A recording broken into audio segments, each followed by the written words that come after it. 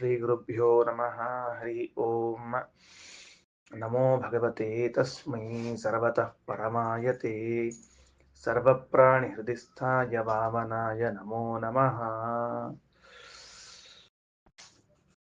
ಕಾಠಕೋಪನಿಷತ್ತಿನ 2ನೇ ಅಧ್ಯಾಯದ 2ನೇ ವಲ್ಲಿ ಇದು ಪ್ರಾರಂಭವಾಗ್ತಾ ಇದೆ. 14 ಅಥವಾ 15 ಮಂತ್ರಗಳಿರುವ ಒಂದು ವಲ್ಲಿ. ಇದರಲ್ಲಿ ಮೊದಲಿನ ಒಂದು ಮಂತ್ರದಲ್ಲಿ ಒಂದು ಸ್ವಲ್ಪ ಸುತ್ತು ಬಳಸಿ ಭಗವಂತನ ಮಹಿಮೆಯನ್ನ ಹೇಳಿ, ಆ ಮೂಲಕವಾಗಿ ನಮಗೊಂದು ಸ್ವಲ್ಪ ವೈರಾಗ್ಯವನ್ನ ಬೋಧನೆ ಮಾಡಿ, ಮತ್ತೆ ಮುಂದಿನ ಮಂತ್ರಗಳಲ್ಲಿ ತತ್ವೋಪದೇಶ ಪ್ರಾರಂಭವಾಗ್ತದೆ. ಆದ್ದರಿಂದ ಇದು ಮೊದಲನೇ ಮಂತ್ರ, ಇದು ವೈರಾಗ್ಯವನ್ನ ಬೋಧಿಸಲು ಹೊರಟ ಮಂತ್ರ. ಯಾವುದರ ವಿಷಯದಲ್ಲಿ ವೈರಾಗ್ಯ ಬರಬೇಕು ಅಂದ್ರೆ ದೇಹದ ವಿಷಯದಲ್ಲಿ ವೈರಾಗ್ಯ. ದೇಹದ ಮೇಲೆ ಅಭಿಮಾನ ತ್ಯಾಗ ಮಾಡಬೇಕು. ಈ ದೇಹಾಭಿಮಾನ ತ್ಯಾಗವೆಂಬ ಒಂದು ಕಾನ್ಸೆಪ್ಟ್ ಅನ್ನು ಇಟ್ಟುಕೊಂಡು ಯಮದೇವರು ನಚಿಕೇತನಿಗೆ ಉಪದೇಶ ಮಾಡ್ತಾ ಇದ್ದಾರೆ. ಏನಂತ ತಿಳ್ಕೊಂಡು, ಪುರಮೇಕಾದಶದ್ವಾರಮಜಸ್ಯ ವಕ್ರಚೇತಸಃ ಅನುಷ್ಠಾಯ ನ ಶೋಚತಿ ವಿಮುಕ್ತಶ್ಚ ವಿಮುಚ್ಯತೆ ಏತದ್ವೈತತ್. ನೋಡು ನಚಿಕೇತ, ಇವನೇ ಮುಕ್ತ ನಿಯಾಮಕ. ಯಾರು ಮುಕ್ತ ನಿಯಾಮಕ ಅಂತಂದ್ರೆ ಏತದ್ವೈತತ್, ಇವನೇ ಮುಕ್ತ ನಿಯಾಮಕ ಅಂತ ಹೇಳಿ ಅದರ ಹಿಂದಿನ ಸಾಲುಗಳಲ್ಲಿ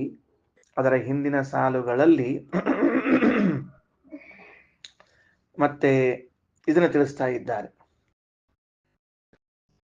ಪುರಂ ಏಕಾದಶ ದ್ವಾರಂ. ಪುರಂ ಅಂದ್ರೆ ಊರು, ಏಕಾದಶ ದ್ವಾರಂ ಅಂದ್ರೆ 11 ಬಾಗಿಲಿರುವ ಊರು. ಏಕಾದಶ ದ್ವಾರಂ ಪುರಂ, 11 ಬಾಗಿಲಿರುವಂತಹ ಈ ಊರು ಯಾರದ್ದು ಅಂದ್ರೆ ಅವಕ್ರಚೇತಸಃ ಅಜಸ್ಯ. ಅಜಸ್ಯ ವಕ್ರಚೇತಸಃ. ಅಜ ಅಂತನ್ನುವುದು ಪರಮಾತ್ಮನಿಗೆ ಹೆಸರು. ಅಜಸ್ಯ ಪರಮಾತ್ಮನ. ಆ ಪರಮಾತ್ಮನಿಗೆ ಒಂದು ವಿಶೇಷಣವನ್ನು ನೀಡಲಾಗಿದೆ, ಅವಕ್ರಚೇತಸಃ ಎಂಬುದಾಗಿ. ಅವಕ್ರಚೇತಸಃ ಅಜಸ್ಯ ಇದಂ ಏಕಾದಶ ದ್ವಾರಂ ಪುರಂ. ನೋಡು, ಯಾವ ದೇಹವನ್ನ ನೀನು ನಿನ್ನದು ಎಂಬುದಾಗಿ ತಿಳಿದು ಬಹಳ ಅಭಿಮಾನ ಮಾಡ್ಕೋತ ಕೂತಿ, ಅದಕ್ಕೇನಾರ ಆದಕೊಳ್ಳಿ ನನಗಾತು ಅಂತ ದುಃಖ ಪಡ್ತಿ. ಮೊದಲನೇದ್ದೇನ್ ತಿಳ್ಕೊ, ಇದು ನಿಂದಲ್ಲ ಅಂತ ತಿಳಿದುಕೋ. ಅವಾಗೇನಾಗ್ತದ, ಯಾವಾಗ ನಂದಲ್ಲ ಅಂತ ಗೊತ್ತಾಗ್ತದೋ ಅಭಿಮಾನ ಮಾಡ್ಲಿಕ್ಕೆ ಕಡಿಮೆ ಮಾಡ್ತೀವಿ ನಾವು. ಅಂದ್ರೆ ಅಭಿಮಾನ ಜಾಸ್ತಿ ಮಾಡಂಗಿಲ್ರಿ. ನಂದು ಅಂತಿರೋ ತನಕ ಭಾರಿ ಅಭಿಮಾನವನ್ನ ಮಾಡ್ತೀವಿ. ಯಾವಾಗ ಇದು ನಂದಲ್ಲ ಅಂತ ಗೊತ್ತಾಗ್ತದೋ ಆವಾಗ ಅಭಿಮಾನ ಕಡಿಮೆ ಮಾಡ್ತೀವಿ. ಸಂಗತಿ ಏನು, ಮಹತ್ವದ ವಿಚಾರ ಏನು ಅಂತ ಕೇಳಿದ್ರೆ, ಆ ನನ್ನದು ಎಂಬ ಅಭಿಮಾನ ಎಷ್ಟು ತೀವ್ರವಾಗಿರ್ತದ, ಎಷ್ಟು ಪ್ರಬಲವಾಗಿರ್ತದ ಅಂದ್ರ, ದೇಹಕ್ಕೆ ಏನಾದರೂ ಆದರೆ ನನಗಾಯಿತು ಅಂತ ಭಾವಿಸ್ತೀವಿ. ವಾಸ್ತವದಲ್ಲಿ ನನಗಾಗೇ ಇಲ್ಲ. ನನಗೆ ಏನೂ ಆಗದೇ ಇದ್ರೂ ಅಭಿಮಾನದ ತೀವ್ರತೆಯಿಂದ ದೇಹಕ್ಕೆ ಏನಾದರೂ ಆದಾಗ ನನಗಾಯಿತು ಅಂತ ಭಾವಿಸ್ತೇವೆ. ರಹುಗಣ ಮಹಾರಾಜ ಅಂತ ಒಬ್ಬ ರಾಜನ ಕಥೆಯನ್ನ ಭಾಗವತ ತಿಳಿಸ್ತದೆ. ಜಡಭರ್ತರು ಪಲ್ಲಕ್ಕಿಯನ್ನ ಹೊತ್ತಾಗ ಅದರ ಒಳಗಡೆಗೆ ಕುಳಿತ ರಹುಗಣನಿಗೆ ಪೆಟ್ಟಾದಾಗ ಆಗವನ್ ಹೇಳ್ತಾನೆ, ಕೆಳಗಿಳಿದು ರಹುಗಣ ಮಹಾರಾಜ ಜಡಭರ್ತರಿಗೆ ಹೇಳ್ತಾರೆ, ಸ್ಥಾಲ್ಯ ಅಗ್ನಿತಾಪಾತ್ ಪಯಸೋಪಿ ತಾಪಃ ತತ್ತಾಪತೋ ತಂಡುಲ ಗರ್ಭರಂದಿಹಿ. ಹೆಂಗ ಅಭಿಮಾನ ಹೆಂಗಿರ್ತದ ಅಂತ ಕೇಳಿದ್ರೆ, ಒಲೆ ಮೇಲೆ ಪಾತ್ರೆ ಇಟ್ಟಿರ್ತೀವಂತೆ, ಬೆಂಕಿ ಹತ್ತೋದು ಪಾತ್ರೆಗೆ, ಸಾಕ್ಷಾತ್ತಾಗಿ ಬೆಂಕಿ ಹತ್ತೋದು ಪಾತ್ರೆಗೆ. ಬೆಂಕಿಯ ಸ್ಪರ್ಶಕ್ಕೆ ಒಳಗಾದ ಪಾತ್ರೆ ಏನು ಮಾಡಂಗಿಲ್ರಿ, ಸುಮ್ಮನೆ ಹಿಂಗ್ ಕೂತಿರ್ತದ, ತಣ್ಣ ಕೂತಿರ್ತದ ಅದ್ರ ಪಾಡಿಗೆ. ಅದು ಆದ್ರ ಒಳಗಿದ್ದ ನೀರು ಕೊತ ಕೊತ ಕೊತ ಕುದಿಲಿಕ್ಕೆ ಶುರು ಮಾಡ್ತದ. ನೀರು ಒಳಗಡೆ ಇರುವಂತಹದ್ದು, ಆ ನೀರಿನೊಳಗಿರ್ತಕ್ಕಂತಹ ಅಕ್ಕಿ ಹಣ್ಣಾಗಿ ಬೇಯ್ತದ. ಇದೇ ದೃಷ್ಟಾಂತ ಕೊಡ್ತಾರೆ. ದೇಹ ಅಂದ್ರೆ ಭಾಂಡಿ ಇದ್ದಂಗ, ಪಾತ್ರೆ ಇದ್ದಂಗ. ಯಾರಾದ್ರೂ ಏನಾದ್ರೂ ಅಂದ್ರು ಅಂದ್ರೆ ಅವ್ರು ಈ ದೇಹಕ್ಕೆ ಅಂದಿರ್ತಾರೆ, ಆದ್ರೆ ಒಳಗಿದ್ದ ಮನಸ್ಸು ಕೊತ ಕೊತ ಕೊತ ಕುದ್ಲಿಕ್ಕೆ ಶುರು ಮಾಡ್ತದೆ. ಅದು ಮನಸ್ಸು ಕೊತ ಕೊತ ಕುದ್ದ ಮೇಲೆ ಒಳಗಿರುವಂತಹ ಆತ್ಮ ಹಣ್ಣಾಗ್ತಾನೆ ಅಕ್ಕಿ ಆದಂಗ. ಇದನ್ನೇ ಅಭಿಮಾನ ಅಂತ ಕರೆದದ್ದು. ಆದ್ದರಿಂದ ಇದೇ ದೃಷ್ಟಾಂತವನ್ನು ತಿಳ್ಕೊಳ್ರಿ. ಎದಕ್ಕ? ದೇಹಾಭಿಮಾನಕ್ಕೆ ಇದು ಒಳ್ಳೆ ದೃಷ್ಟಾಂತ. ಏನ್ರಿ, ದೇಹಕ್ಕೆ ಅಂದಿರ್ತಾರ, ದೇಹ ಸುಂಕೂತಿರ್ತದ ಅನಿಸ್ಕೊಂಡು, ಒಳಗಿನ ಮನಸ್ಸು ಠೈ ಠೈ ಠೈ ಅಲ್ಲಿ ಶುರು ಆಗ್ತದ. ಗೊತ್ತಾಗ್ತಿಲ್ಲೋ? ಒಳಗಿನ ಮನಸ್ಸು ಅಳಗಾಡ್ಲಿಕ್ಕೆ ಅದು ಕೊತ ಕೊತ ಕುದ್ದು ಕೂಡಲೇ ಆತ್ಮ ಹಣ್ಣಾಗ್ತಾನ, ಒಳಗ ಅಕ್ಕಿ ಹಣ್ಣಾದಂಗ. ಗೊತ್ತಾಯ್ತಾ? ಅದಕ್ಕ ಒಬ್ಬರು ಕರ್ನಾಟಕದ ಕವಿಗಳು ಯಾರೊಬ್ರು ಬರ್ದಾರ, ಬಹಳ ಚಂದ ಬರ್ದಾರ. ಏನು ಅಂತಂದ್ರೆ, ದ್ರೌಪದಿ ಅಗ್ನಿಕನ್ಯಾ ಅಂತ ತಿಳ್ಕೊಂಡು, ದ್ರೌಪದಿ ದೇವಿ ಅಗ್ನಿಕನ್ಯಾ. ಯಾವ ಅಗ್ನಿಕನ್ಯಾ? ಈಕೆ ಅಗ್ನಿಯೊಳಗೆ ಹುಟ್ಟಿದ ಕನ್ಯಾರಿ ಅಂತ. ಅದು ಅಗ್ನಿಯೊಳಗೆ ಹುಟ್ಟಿದ ಕನ್ಯಾ ಗೊತ್ತದ, ಅದಕ್ಕೊಂದು ಹಿಂದಿನ ಸೆಂಟೆನ್ಸ್ ಸೇರಿಸ್ತಾರ, ಅಪಮಾನ ಅಗ್ನಿಯಲ್ಲಿ ಹುಟ್ಟಿದ ಕನ್ಯಾ ಅಂತ. ಯಾಕಂದ್ರೆ ದ್ರೋಣಾಚಾರ್ಯರು ದ್ರುಪದ ರಾಜನಿಗೆ ಅಪಮಾನ ಮಾಡಿದ್ರಿಂದ ಆ ಅಪಮಾನದ ಅಗ್ನಿಯಲ್ಲಿ ಬೆಂದದ್ದರಿಂದ ದ್ರುಪದ ಆ ಕನ್ಯಾ ಪಡೆದಿದ್ದ. ಅದಕ್ಕೆ ಅಪಮಾನ ಅಗ್ನಿಯಲ್ಲಿ ಹುಟ್ಟಿದ ಕನ್ಯಾ ಇದು ಅಂತ. ಆ ಅಪಮಾನ ನಮಗ ಅಗ್ನಿ ಧಗ ಧಗ ಅಂತ ಇರ್ತದೆ. ಅದಕ್ಕೇನಾಯ್ತು ಅಂದ್ರೆ, ಈ ಅಭಿಮಾನ ನಮಗ ದೇಹದ ಮೇಲೆ ಎಷ್ಟಿರ್ತದ ಅಂತಂದ್ರೆ, ನಾನು ಅದರಿಂದ ಭಿನ್ನ ಅಂತ ಅನಿಸುವುದೇ ಇಲ್ಲ. ಎಲ್ಲಿ ತನಕ? ಲಾಸ್ಟ್ ಡೇ ದೇಹ ಬಿಟ್ಟು ಹೋಗೋ ತನಕನೂ ನಾನೇ ದೇಹ, ನಾನೇ ದೇಹ, ನಂದು ನಂದು ನಂದು ಅಂತ ಅಭಿಮಾನ ಮಾಡಿ ಮಾಡಿ ಕೂಡ್ತೇವೆ. ಅದಕ್ಕೆ ಮೊದಲು ಒಂದು ಸ್ಟೇಟ್ಮೆಂಟ್ ಕೊಡ್ತೀವಿ. ವೇದ ಯಮದೇವರು ಒಂದು ಕೊಟ್ಟರು, ಪುರಮೇಕಾದಶದ್ವಾರ ಮಜಸ್ಯ ವಕ್ರಚೇತಸಃ, ಇದು ನಿನ್ನದಲ್ಲ ಅಂದ ಕೂಡ್ಲೆ ಅಭಿಮಾನ ಕಡಿಮೆ ಆಗಿದ್ ಬರ್ತದೆ. ನಂದಲ್ಲ ಅಂದ್ರೆ ಯಾರೇ ನಮಗೇನು ಸಂಬಂಧದಪ್ಪ? ಎಲ್ಲರ ಊರಿಗೆ ಹೋಗಿರ್ತೀವಿ, ಗಂಡ ಹೆಂಡತಿ ಹೋದ ಹೊತ್ತಿನೊಳಗೆ ಯಾತ್ರಾದವಾಗ ಮತ್ತೊಂದ್ ಕಡೆ ಹೋದಾಗ ನಾವೆಲ್ಲ ಸಾಮಾನ್ ತಗೊಂಡ್ ಹೊಂಟಿರ್ತೀವಿ. ನಮ್ಮ ತಂಬಿಗೆ ಹಂಗ ಇನ್ನೊಂದು ತಂಬಿಗೆ ಕಾಣ್ತದ, ಅಲ್ಲಿ ಯಾರೋ ಇಟ್ಟಿರ್ತಾರೆ. ಇಟ್ಟು ಹೊತ್ತಿನೊಳಗೆ ಹೆಂಡತಿ ಕೇಳ್ತೀವಿ, ಏನ ನಮ್ ತಂಬಿಗೆ ಥಾಲಿ ಒಳಗೆ ಹಾಕಿ ಇಲ್ಲೋ ಅಂತ ಕೇಳ್ತೀವಿ. ಅಕ್ಕಿ ಹಾಕಿವ್ರಿ ಅಂತ, ಹಿಂಗ ನಡಿ ಅಂತೀವಿ. ಅಲ್ಲೇ ಅದು ಹಂಗ ಕಾಣಿಸ್ಲಿಕ್ಕತ್ತದ, ಅಕ್ಕಿ ನಮ್ದು ಅಲ್ಲ ಅಂತ ಸೂಚನಾ ಕೊಟ್ಲು ನೋಡ್ರಿ, ಅವಾಗ ಹೋತ್ ಅಭಿಮಾನ ಹೋತದು. ಅಂದ್ರೆ ಪುರಮೇಕಾದಶದ್ವಾರ ಮಜಸ್ಯ ವಕ್ರಚೇತಸಃ, ನೋಡು, ಇದು ನಿನ್ನದಲ್ಲ, ಇದು ಭಗವಂತನದ್ದು. ಭಗವದ್ ಅಧೀನವಾದ ದೇಹಕ್ಕೆ ನಿನ್ನ ಅಧೀನ ಎಂದು ಭಾವಿಸಬೇಡ. ಅದಕ್ಕೊಂದು ಸ್ವಾರಸ್ಯ ಶಬ್ದ, ಅಜಸ್ಯ ಅವಕ್ರಚೇತಸಃ ಅಂತ. ಅವಕ್ರಚೇತಸ್ ಅಂದ್ರೆ ಏನ್ರಿ? ಅದು ಅವಕ್ರಚೇತಸ್ ಅಂದ್ರೆ ಏನು ಅಂದ್ರೆ, ನೋಡ್ರಿ, ವಕ್ರ ವಕ್ರ ಚೇತಸ್ ಚೇತಸ್ ಅ ಪ್ಲಸ್ ವಕ್ರ ಪ್ಲಸ್ ಚೇತಸ್. ಅಂದ್ರೆ ಇಲ್ಲ, ವಕ್ರವಾದ ಬುದ್ಧಿಯು ಇಲ್ಲ. ದೇವರಿಗೆ ವಕ್ರ ಬುದ್ಧಿ ಇಲ್ಲ, ನಮಗ್ ವಕ್ರ ಬುದ್ಧಿ ಅದ. ಏನ್ ಹೆಂಗಂದ್ರೆ ವಕ್ರ ಬುದ್ಧಿ ಅಂತಂದ್ರೆ ಇಷ್ಟ ಅರ್ಥ. ಯಾವುದು ನನ್ನದಲ್ಲ ಅದನ್ನ ನನ್ನದು ಅಂತ ತಿಳಿದುಕೊಳ್ಳುವಿಕೆ ಇದೆಯಲ್ಲ, ಇದಕ್ಕೆ ವಕ್ರ ಬುದ್ಧಿ ಅಂತ ಕರೀತಾರೆ. ವಕ್ರ ಬುದ್ಧಿ ಅಂತ ಯಾವ್ದಕ್ಕೆ ಕರೀತಾರೆ? ಪ್ರಭಾಕರ್, ನನ್ನದಲ್ಲದೆ ಇರುವಂತಹದ್ದನ್ನ ನನ್ನದು ಎಂದು ಭಾವಿಸುವುದಕ್ಕೆ ವಕ್ರ ಬುದ್ಧಿ ಅಂತ ಕರೆಯೋದು. ಪರಮಾತ್ಮನಿಗೆ ಈ ತರಹದ ಬುದ್ಧಿ ಎಂದೂ ಇಲ್ಲ, ರುಜು ಬುದ್ಧಿ ಅವನದ್ದು. ಅವಕ್ರ ಚೇತಸಃ, ನನ್ನದಲ್ಲದೆ ಇದ್ದದ್ದನ್ನ ನನ್ನದು ಎಂದು ಅವನು ತಿಳಿಯುವುದಿಲ್ಲ. ಯಾಕ? ಅವನದ್ದಿಲ್ಲದ್ದೇ ಇದ್ದದ್ದು ಇಲ್ಲವೇ ಇಲ್ಲವಲ್ಲ.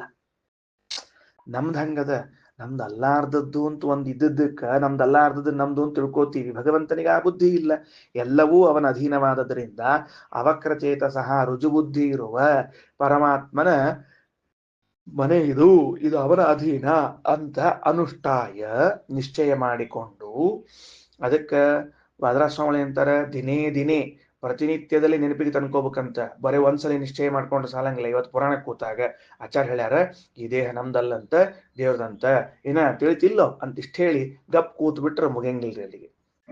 ಬಜುಕಿದ್ದ ಹೆಂಡತಿಗೆ ಹೇಳಿ ತಾ ಗಂಡ ತಿಳ್ಕೊಂಡು ಕೂತ್ರಣಂಗಿಲ್ಲ. ದಿನೇ ದಿನೇ ನಿತ್ಯದಲ್ಲೂ ಕೂಡ ಇದೇ ಅನುಸಂಧಾನವನ್ನ ಮಾಡುತ್ತಾ ಇದ್ದಾಗ ನ ಶೋಚತಿ, ದುಃಖಕ್ಕೆ ಒಳಗಾಗುವುದಿಲ್ಲ. ದೇಹಾಭಿಮಾನ ದೂರನಾದ್ರೆ ಅಭಿಮಾನ ಪ್ರಯುಕ್ತ ಏನು ದುಃಖ ಬರ್ತದೋ ಆ ದುಃಖ ಹೋಗ್ತದೆ. ಅದಕ್ಕೆ ಭಗವದ್ಗೀತೆಯಲ್ಲಿ ಕೃಷ್ಣ ಒಂದ್ ಮಾತು ಹೇಳ್ತಾನ, ಏನಂತ? ಮಾತ್ರ ಸ್ಪರ್ಶಾಸ್ತು ಕೌಂತೆಯ ಶೀತೋಷ್ಣ ಸುಖ ದುಃಖದಾಗ ಆಗಮ ಪಾಯಿನೋ ನಿತ್ಯಾಹ ತಾಂತಿ ತಿಕ್ಷಸ್ವ ಭಾರತ. ನೋಡು, ಮಾತ್ರ ಸ್ಪರ್ಶಗಳು ದುಃಖಕ್ಕೆ ಕಾರಣವಲ್ಲ. ಶಬ್ದ ಸ್ಪರ್ಶ ರೂಪರಸಗಂಧಗಳೇ ನನಗೆ ದುಃಖಕ್ಕೆ ಕಾರಣ ಅಂತ ತಿಳಿದಿದ್ರೆ ತಪ್ಪು. ಮತ್ತೇನು ಅಂದ್ರೆ, ಅಭಿಮಾನ ಸಹಿತವಾದ ಮಾತ್ರ ಸ್ಪರ್ಶ ದುಃಖಕ್ಕೆ ಕಾರಣ, ಅಭಿಮಾನ ರಹಿತವಾದದ್ದಕ್ಕೆ ಇಲ್ಲ ಅಂತ ಹೇಳಿದ್ರು. ಸರಿ, ಮುಂದೆ ನೋಡ್ರಿ, ಕೆಳಗೆ ಭಾಷ್ಯ. ಮುಂದೆ ವಿಮುಕ್ತಶ್ಚ ವಿಮುಚ್ಯತೆ ಮಂತ್ರದೊಳಗೆ ಒಂದು ವಿಮುಕ್ತಶ್ಚ ವಿಮುಚ್ಯತೆ ಅಂತದ. ವಿಮುಕ್ತಶ್ಚ ವಿಮುಚ್ಯತೆ ಅಂದ್ರೆ ಮೊದಲಿಗೆ ಮುಕ್ತನಾದವನು ಮತ್ತೆ ಮುಕ್ತನಾಗ್ತಾನ ಅಂತ ಹೇಳಿದಂಗದ.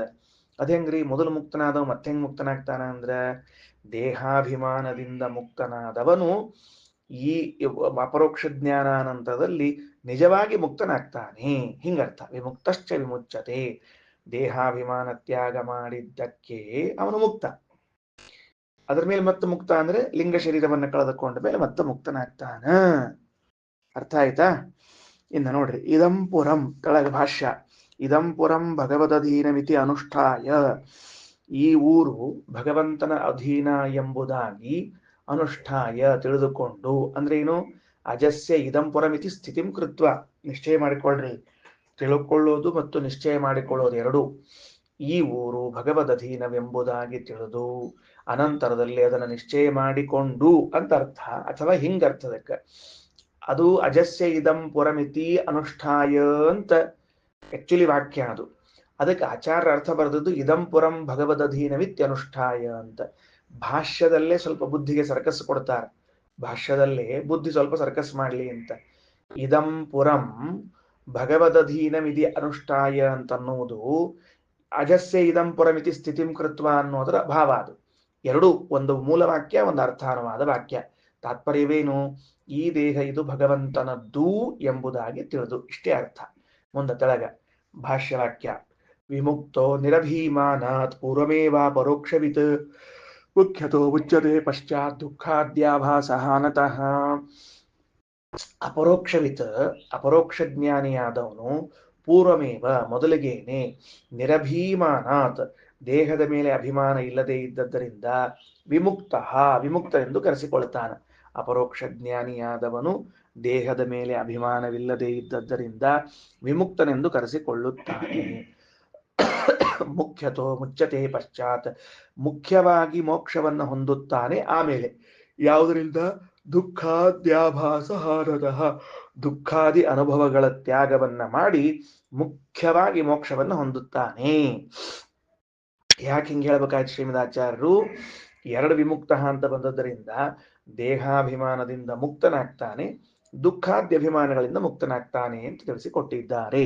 ಅದರಿಂದ ಏತದ್ವೈತತ್, ನೋಡು ನಚಿಕೇತ, ಇವನೇ ಅವನು.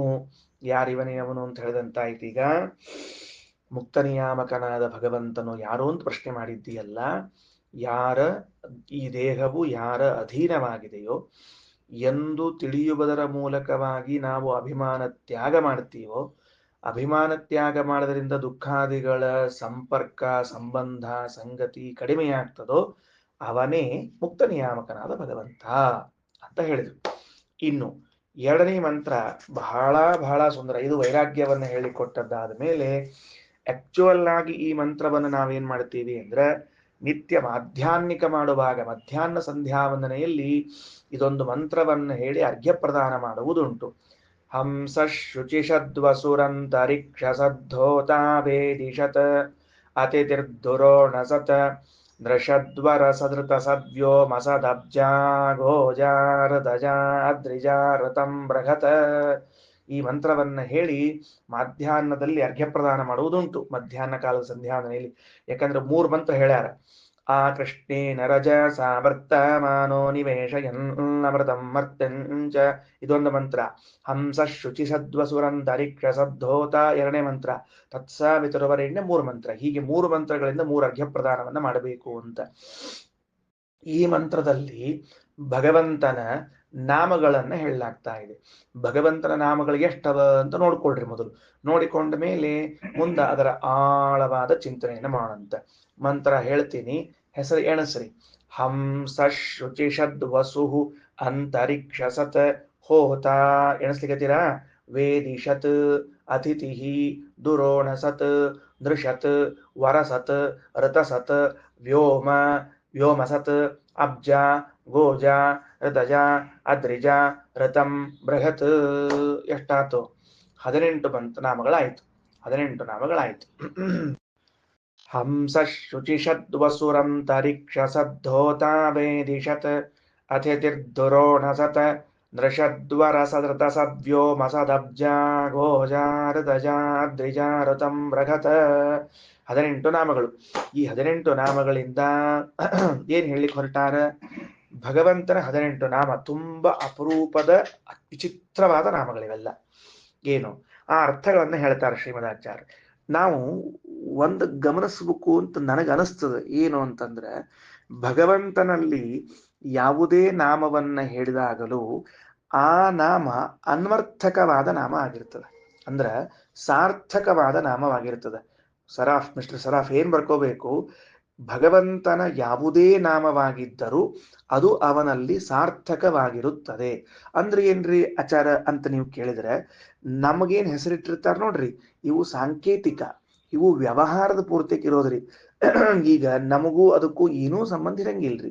ಈಗ ಉದಾಹರಣೆಗೆ ನಾವು ಮುರಳೀಧರ್ ಸರಾಫ್ ಅಂತ ಮುರಳೀಧರ್ ಅವ್ರು ಕರಿತೀವಿ, ಅವ್ರ ಕೈಯಾಗ ಕೊಳಲಿಲ್ಲ ಏನಿಲ್ಲ, ಮುರಳೀಧರ್ ಅಂತ ಕರಿತಿರ್ತಾರೆ. ಹಂಗಂದ್ರೆ ಅವ್ರ ಕೈಯಾಗ ಒಂದು ಕೊಳಲ್ ಇಟ್ಕೊಂಡು ಅಡ್ಡಿಡ್ಬೇಕು ಏನ್ ಪಾಪಿನ್ ಅವ್ರೆಲ್ರ? ಆಫೀಸ್ಗೆ ಹೋದ್ರೆ, ಮನೆಗೆ ಹೋದ್ರೆ, ಬಂದ್ರೆ ಎಲ್ಲಾ ಕಡೆ ಒಂದು ಕೊಳಲ್ ಇಟ್ಕೊಂಡು ಬರ್ಬೇಕ್ರಪ್ಪ ಇನ್ನು ಮುಂದೆ. ಆಗುದಿಲ್ಲ, ಹೌದಿಲ್ಲ? ಅಂದಮೇಲೆ ನಾವು ಮತ್ತ ಇದು ಸಾಂಕೇತಿಕವಾಗಿ ವ್ಯಾವಹಾರಿಕವಾಗಿ ಒಂದು ವಸ್ತುವನ್ನ ಕರಿಬೇಕಾಗಿದೆ ನಮಗೆ. ಘಟ ಪಟ ಮಠ ಅಂತ ಕರೆದಂತೆ ಇವರಿಗೆ ಈ ಹೆಸರು, ಇವರಿಗೆ ಈ ಹೆಸರು, ಇವರಿಗೆ ಈ ಹೆಸರು ಅಂತ ಕರಿತೀವಿ ಅಷ್ಟೇ. ಆದ್ರೆ ಭಗವಂತನಲ್ಲಿ ಯಾವುದೇ ನಾಮವನ್ನ ಹೇಳಿದರೂ ಅದು ಅನ್ವರ್ಥಕ, ಸಾರ್ಥಕ. ಯಾಕ ಅಂದ್ರೆ ಆ ಗುಣಗಳು ಅವನಲ್ಲಿ ಇವೆ, ಆ ಗುಣಗಳು ಅವನಲ್ಲಿ ಇವೆ. ಅನಂತ ಗುಣ ಚಿಂತನೆಯನ್ನ ಒಂದು ಬಾರಿ ಹಿಂದಕ್ಕೆ ಹೇಳಿದ್ದೆ ನಾನು. ಹೆಂಗ್ ಹೇಳಿದ್ದೆ ಅಂತ ನೆನಪದ ನಿಮ್ಗೆ? ಅದಕ್ಕ ಆ ನೆನಪಾಗಿ ಮರ್ತೋಗಿ ನೆನಪಾದದ್ದನ್ನು ಬಿಟ್ಟು ಇನ್ನೊಂದು ಹೇಳ್ತೀನಿ. ಈಗ ಏನು ಅಂದ್ರ, ಇಲ್ಲೇನು ಒಂದೊಂದು ನಾಮಗಳನ್ನು ಹೇಳುವಾಗ ಆಯಾ ನಾಮಗಳ ಗುಣಗಳು ಭಗವಂತನಲ್ಲಿ ಬರ್ತಾವಲ್ಲ, ಇದು ಒಂದು ಅನಂತವಾದ ಗುಣಚಿಂತನ. ಏನು ಮೊದಲನೇದ್ದೇನಪ್ಪ?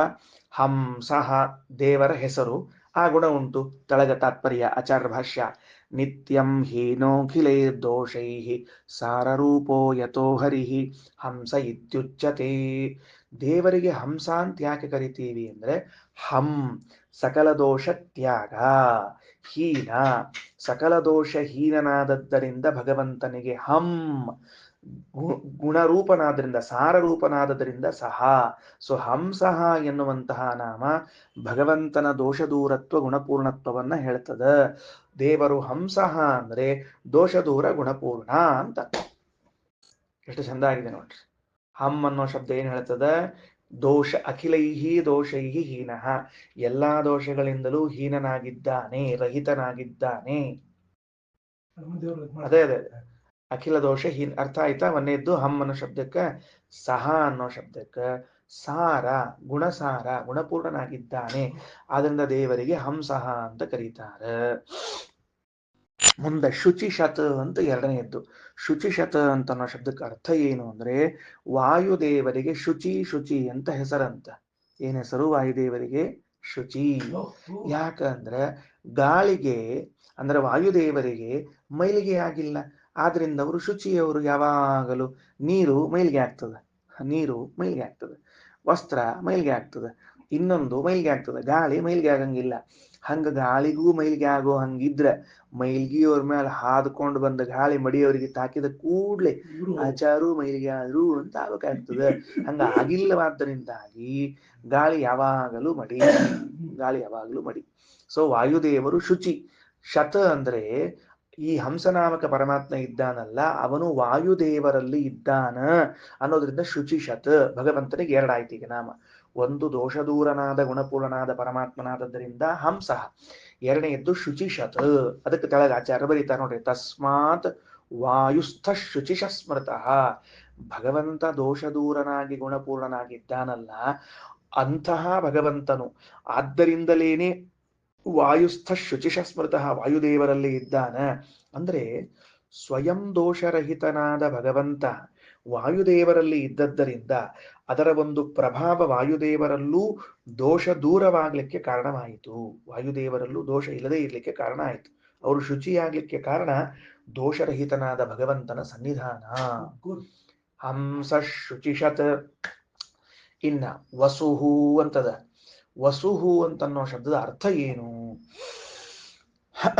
ಅಂದ್ರೆ, ಮೂರನೇ ನಾಮ ವಸುಹು ಅಂತನ್ನುವುದಕ್ಕೆ ಆಚಾರ್ಯರು ಭಾಷ್ಯ ಬರೀತಾರೆ: ವರ ಸುಹು ವಸುಹು ಇತ್ಯುಕ್ತ. ತುಂಬಾ ಚೆನ್ನಾಗಿದೆ. ಹೆಂಗ್ ಬರ್ಕೋಬೇಕು ನಾವು ಅದನ್ನ? ವಸುಹು ಅಂತ ಬರ್ಕೊಂಡು ಅದರ ಮುಂದ ವರ ಪ್ಲಸ್ ಸು ಪ್ಲಸ್ ಇಸ್ ಈಕ್ವಲ್ ಟು ಹಾಕೊಂಡು, ಅಂದ್ರೆ ವಸುಹು ಅಂತನ್ನುವುದು ಅದು ನಿರುಕ್ತಿಯ ಪ್ರಕಾರ ವರಸು ಆಗ್ಯದ. ವರಸು ಅಂದ್ರೆ ನೋಡ್ರಿ, ಅದು ಆಕ್ಚುಲಿ ಏನದ ಅಂತಂದ್ರೆ 2 ಅಕ್ಷರದ ಆದ್ಯಕ್ಷರಗಳನ್ನ ಕೂಡಿಕೊಂಡು ಮಾಡಿದ ಶಬ್ದ ಅದು. ವರ ಅನ್ನೋದ್ರದ್ದು ವ, ಸುಖ ಅನ್ನೋದ್ರ ಸು ತಗೊಂಡು ಜೋಡಿಸಿ ವಸುಹು ಅಂತ ಮಾಡಿಬಿಟ್ಟಾರ್ರಿ. ಅರ್ಥ ಆಯ್ತಿಲ್ಲ ಏನಂತ ಹೇಳಿದ್ದು? ವಸುಹು ಅಂತ ಅನ್ನೋದು ವರ ಶಬ್ದದ ವಕಾರ, ಸುಖ ಶಬ್ದದ ಸುಕಾರ ಸೇರಿಕೊಂಡು ವಸುಹು ಅಂತ ಕರೆದಾರೆ. ಗೊತ್ತಾಯ್ತಾ? ಅಂದ್ರೆ ಏನು ಅಂದ್ರೆ ಪ್ರಭಾಕರ್, ಅಂದ್ರೆ ಏನು ಅಂದ್ರೆ ವರ ಶ್ರೇಷ್ಠವಾದ ಸುಖ ಉಳ್ಳವನನ್ನು ವಸುಹು ಅಂತ ಕರಿಬೇಕಂತೆ ಶ್ರೀಮದಾಚಾರ್ಯ ಅಂತಾರೆ. ಶ್ರೇಷ್ಠ ಸುಖ ಉಳ್ಳವನಾದದರಿಂದ ಅವನಿಗೆ ವಸುಹು ವಸುಹು ಅಂತ ಹೆಸರು. ನಾ ಸುಮ್ಮನೆ ವಿಚಾರ ಮಾಡ್ಲಿಕ್ಕತ್ತಿದ್ದೆ, ಶ್ರೇಷ್ಠ ಸುಖ ಏನು? ಸುಖದಾಗ ಕನಿಷ್ಠ ಸುಖ, ಸುಖದಾಗ ಶ್ರೇಷ್ಠ ಸುಖ ಅಂತ ಇರ್ತದೆ ಏನ್ರಿ? ಎಲ್ಲ ಸುಖ ಅಂದ್ರೆ ಸುಖಪಾತ, ಆ ಶ್ರೇಷ್ಠ ಸುಖ ಕನಿಷ್ಠ ಸುಖ ಅಂತ ಹಿಂಗಿರ್ತದ ಅಂತ ಕೇಳಿದ್ರೆ ಅದಕ್ಕೆ ಟೀಕಾಕೃತ್ಪಾದರು ಋಗ್ಭಾಷ್ಯದ ಟೀಕೆಯಲ್ಲಿ ಬರೀತಾರೆ. ಏನ್ ಬರೀತಾರೆ? ಶ್ರೇಷ್ಠ ಸುಖ ಕನಿಷ್ಠ ಸುಖ ಅಂದ್ರೆ ಏನು ಅಂದ್ರೆ ಸುಖಸ್ಯ ದುಃಖ ಅಸಂಭಿನ್ನತ್ವಂ ಶ್ರೇಷ್ಠ ಸುಖತ್ವಂ. ದುಃಖದ ಡ್ರಾಪ್ ಕೂಡ ಅದಕ್ಕೆ ಮಿಶ್ರ ಆಗೋಂಗಿಲ್ಲ, ದುಃಖದ ಸಂಪರ್ಕವೇ ಆಗದೆ ಇರುವಂತಹ ಸುಖ ಇದ್ರೆ ಶ್ರೇಷ್ಠ ಸುಖ. ನಮ್ದೆಲ್ಲ ಎಂತಹ ಸುಖಗಳು? ದುಃಖ ಸಂಭಿನ್ನವಾದ ಸುಖಗಳು. ಇವತ್ತು ಸುಖ ಅದ ಅಂತ ಅನ್ನೋದ್ರೊಳಗೆ ಅದರ ಬಾಲಕ್ಕೆ ದುಃಖ ಕಚ್ಕೊಂಡು ಬಂದ ಬಿಟ್ಟಿರ್ತದೆ. ಆ ದುಃಖದ ಬಾಲಕ್ಕೆ ಮತ್ತೆ ದುಃಖ ಹೋಗಿ ಕಚ್ಕೊಂಡು ಬಂದ ಸುಖ ಬಂದಿರ್ತದೆ. ಹಿಂಗಾಗಿ ದುಃಖ ಮಿಶ್ರಿತವಾದ ಸುಖ ನಮಗಿದೆ, ಅದರಿಂದ ನಮ್ಮ ಸುಖವನ್ನ ಶ್ರೇಷ್ಠ ಅಂತ ಕರೆಯಂಗಿಲ್ಲ. ಭಗವಂತನ ಸುಖಕ್ಕ ಶ್ರೇಷ್ಠ ಸುಖ ಅಂತ ಯಾಕೆ ಕರೀತಾರೆ? ದುಃಖದ ಸಂಪರ್ಕವಿಲ್ಲ ಒಂದು.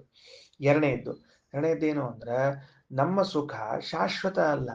ಹಿಂಗ ಸುಖ ಬಂದದ ಅಂತ ಅನ್ನೋದಕ್ಕೆ ಮುಂದೊಂದು 10 ನಿಮಿಷದಾಗ ಸಪ್ಪು ಮುಖ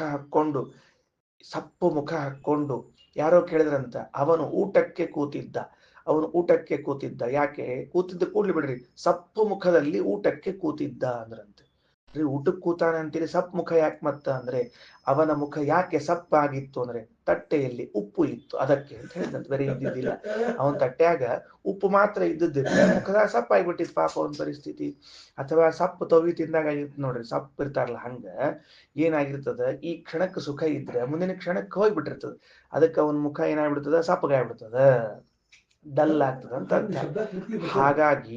ಹಾಗಾಗಿ ಭಗವಂತನಿಗೆ ಸುಖವು ಅನಂತ ಕಾಲದಲ್ಲಿ ಇದ್ದುದರಿಂದ ಶ್ರೇಷ್ಠ ಸುಖ, ವರ ಸುಖ ಅಂತ ಕರೀತಾರೆ.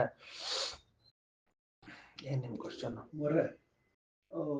ವರ ಪ್ಲಸ್ ಸುಖ ಈಸ್ ಈಕ್ವಲ್ ಟು ವರ್ಕ್ ವ ಸು ತಗೊಂಡು ಕೂಡಿಸ್ತೀವಿ. ಭಾಷಾಶಾಸ್ತ್ರ ಗೊತ್ತಿದ್ದವರಿಗೆ ಅಲೌಡದ, ಭಾಷಾಶಾಸ್ತ್ರ ಗೊತ್ತಿಲ್ಲದ ಅಲೌಡಿಲ್ಲ. ನಿರುಕ್ತಿ ಅಂತ ಹೇಳಿದ್ರೆ ಅದ್ ಬಿಡ್ರಿ. UKE ಅಂತೀರಿ, USA ಅಂತೀರಿ, ಅಂದ್ರೆ ಏನದಕ್ಕೆ ಅರ್ಥ? ನೀವೇನ್ ಅದ ಅರ್ಥ ಹೇಳ್ರಿ. USA ಅಂದ್ರೆ ಅರ್ಥ ಹೇಳ್ರಿ ಮಂಗ. ಅದ್ ಎಷ್ಟು ದೊಡ್ಡ ವಾಕ್ಯ ಅದ ಅದು. ಅದ್ರಾಗಿನ ಒಂದೊಂದು ಅಕ್ಷರ ತಗೊಂಡು ಇಟ್ಕೊಂಡ್ರಿ ನೀವು. ಮತ್ ಭಾಷಾಶಾಸ್ತ್ರದಾಗ ಅದ ಅಂತ ಆತಲ್ಲ ಪ್ರಯೋಗ. UK ಅಂತೀರಿ, ಯುನೈಟೆಡ್ ಕಿಂಗ್ಡಮ್ ಅನ್ನ ಯುನೈಟೆಡ್ ಯು ಕಿಂಗ್ಡಮ್ ಒಳಗಿನ ಕೆ ತಗೊಂಡು UK ಮಾಡಿರೋಗಿಲ್ಲೋ ಹಂಗ ಸಾ ಮತ್ತ ವಸುಹು ಅನ್ನೋಲ್ಲಿ ವರ ಸುಖ ಅನ್ನೋ ತಗೋತೀವಿ.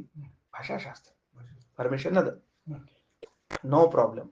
ಹಂಗ ನೀವು ಹೊಸದಾಗಿ ಶಬ್ದಗಳನ್ನು ಕೂಡಿಸಬಹುದು, ಆದ್ರೆ ಅದಕ್ಕೆ ವ್ಯಾಖ್ಯಾನ ನೀವೇ ಮಾಡ್ಬೇಕಾಗ್ತದೆ. ಹಂಗಲ್ಲ, ವಿಷಯ ನೀವು ಕೇಳ್ತಾರ ಅಂತ ಕೂಡಿಸ್ರಿ ಅಂದಿಲ್ಲ, ನಿಮ್ ಪಾಡಿ ನೀವು ಮಾಡ್ಕೊಳ್ರಿ ಅಂತ ಹೇಳಿದ್ದಷ್ಟೆ. ಹಂಸ ಶುಚಿಷದ್ ವಸುಹು ವರ ಸುಖನಾಗಿದ್ದಾನೆ. ಸರಿ, ಮುಂದ ಅಂತರಿಕ್ಷ ಸತ್. ಮುಂದಿಂದೀಗ ಅಂತರಿಕ್ಷ ಸತ್ ಅಂದ್ರೆ ಅಂತರಿಕ್ಷದಲ್ಲಿ ಭಗವಂತನಿದ್ದವನು ಅಂತ ಅರ್ಥ. ಏನು ಬರೆದುಕೊಂಡ್ರ? ಎಷ್ಟನೇ ನಾಮ ಇದು? ಹಂಸಃ ಶುಚಿಷತ್ ವಸುಹು ಅಂತರಿಕ್ಷ ಸತ್. ಅಂತರಿಕ್ಷ ಅಂತ ಕೇಳಿದ ಕೂಡ್ಲೆ ಏನದ? ಅಂತರಿಕ್ಷ ಅನ್ನೋ ಶಬ್ದಕ್ಕ ಒಳಗ ನೋಡೋನು ಅಂತ ಅರ್ಥ ಮಾಡಬಹುದು. ಇಲ್ಲಿದ್ದದ್ದು ಅಂತರಿಕ್ಷದಲ್ಲಿ ಇದ್ದವನು ಅಂತ ಅರ್ಥ ಅದ. ಸರಿನಾ? ಈ ಶಬ್ದದ ಅರ್ಥ ಒಂಚೂರು ನೀವೆಲ್ಲ ತಿಳ್ಕೊಳ್ಬೇಕು ಅನ್ನೋ ಒಂದು ಹಠಕ್ಕೆ ಬಿದ್ದು, ಕಾಳಜಿಗೆ ಬಿದ್ದು ನಿಮ್ಗೆ ತಿಳಿಸ್ಲಿಕ್ಕೆ ಹೊಂಟೇನಿ. ಇಲ್ಲೇ ಇದ್ರೆ ಅಂತರಿಕ್ಷ ಸತ ಅಂದ್ಕೊಳ್ಳಿ ನಿಮ್ಗೆ ಅರ್ಥ ಆತು, ನೀವು ಗೋಣ ಹಾಕ್ತೀರಿ, ನಿಮ್ ಗೋಣ ಹಾಕಿದ್ದ ನನಗೆ ಆನಂದ. ಯಾಕಂದ್ರೆ ವಿವರಣೆ ಮಾಡೋ ಅವಶ್ಯಕತೆ ಇಲ್ಲ, ಮುಂದೆ ಹೋಗ್ಬಿಡ್ತಿದ್ದೆ ನಾನು. ಅದಕ್ಕೆ ಏನಾಗಿದೆ ಅಂತಂದ್ರ ಎಷ್ಟು ತಪ್ಪು ತಿಳುವಳಿಕೆ ಇರ್ತದೆ ನಮಗ ಅಂತ ಒಂದು ತಿಳಿಲಿಕ್ಕೆ ಹೇಳಿದೆ ನಾನು. ಅಂತರಿಕ್ಷ ಅನ್ಕೊಳ್ಳಿ ಹಿಂಗ್ ಮ್ಯಾಲ್ ಬೆರಡ್ ಮಾಡ್ತೀವಿ ನಾವು. ಮ್ಯಾಲ್ ಬೆರಡ್ ಮಾಡ್ತೀವಿ ನೋಡ್ರಿ. 3 ಲೋಕಗಳು ಗಮನಿಸ್ರಿ. ಭೂಹು ಭುವಃ ಸ್ವಹ. ವ್ಯಾಹತಿಯಲ್ಲಿ ನಾವು ಹೇಳ್ತಿರ್ತೀವಿ ಭೂರ್ಭುವ ಸುವಹ. ಭೂಹು ಅಂದ್ರೆ ನಾವು ವಾಸ ಮಾಡುವ ಲೋಕ. ಭುವಃ ಅಂದ್ರೆ ಏನು ಅಂತ ಕ್ವಶನ್ ಮಾರ್ಕ್, ಗೊತ್ತಿಲ್ಲ, ಸುಮ್ಮನೆ ಹೇಳ್ತಿರ್ತೀವಿ ಅಷ್ಟೇ. ಸ್ವಹ ಅನ್ನೋದು ಸ್ವರ್ಗ ಶಬ್ದದ ಅಬ್ರಿವೇಶನ್ ಆದ್ರಿಂದ ಸ್ವಹ ಅಂದ್ರೆ ಸ್ವರ್ಗ. ಸೊ ಭೂಹು ಭುವಃ ಸ್ವಹ ಎಂಬ 3 ಲೋಕಗಳಲ್ಲಿ ಭೂ ಎಂಬುದು ಸ್ವಹ ಎಂಬುದು ಪರಿಚಿತವಾದ ಶಬ್ದ, ಭುವಃ ಎಂಬುದು ನಮಗೆ ಅಪರಿಚಿತವಾದದ್ದು. ಈ ಭುವಃ ಎನ್ನುವುದನ್ನೇ ಅಂತರಿಕ್ಷ ಎಂದು ಕರೆಯುತ್ತಾರೆ, ಅಂತರಿಕ್ಷವನ್ನೇ ಭುವಃ ಎಂದು ಕರೆಯುತ್ತಾರೆ. ಫಸ್ಟ್ ನಂಬರ್ 1 ನೋಟ್ ಮಾಡ್ಕೊಳ್ರಿ. ಸಾಯಂಕಾಲ ಪಾಠದಾಗ ಎಲ್ಲರಿಗೂ ಕೇಳ್ತೀನಿ, ಒಟ್ಟೂರಿಗೂ ಹೆಸರು ಹೇಳಿ ಹೇಳಿ ಕೇಳ್ತೀನಿ ನಾನು. ಇವಾಗ ಮಲ್ಕೊಂಡವ್ರು ಅವಾಗ ಎಚ್ಚರ ಆಗ್ತಾರ ಬರೋಬ್ಬರಿ.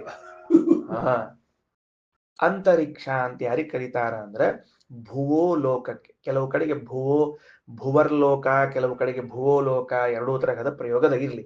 ಭುವಃ ಎಂಬ ಲೋಕಕ್ಕೆ ಅಂತರಿಕ್ಷ ಅಂತ ಹೆಸರು. ಹೆಂಗ್ ತಿಳ್ಕೊಬೇಕು ನಾವೀಗ?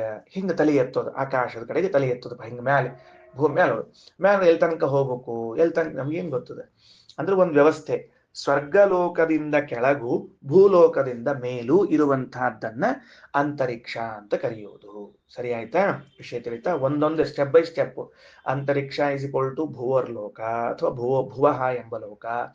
ಅದು ಎಲ್ಲಿಂದ? ಸ್ವರ್ಗದಿಂದ ಕೆಳಗೆ ಮತ್ತೆ ಭೂಮಿಯಿಂದ ಮೇಲೆ. ಅಲ್ರಿ ಆಚಾರ, ಪಾಠ ಹೇಳ್ತಿರ್ತೀರಿ ಅಂತ ತಿಳ್ಕೊಂಡು ನೀವು ಹೇಳಿದ್ದಕ್ಕೆಲ್ಲ ನಾವು ಗೋಣ ಹಾಕ್ಲಿಕ್ಕೆ ಬರುದಿಲ್ಲ ಆಚಾರ, ಹಂಗೆಲ್ಲ ಗೋಣ ಹಾಕ್ಲಿಕ್ಕೆ ಬರುದಿಲ್ಲ.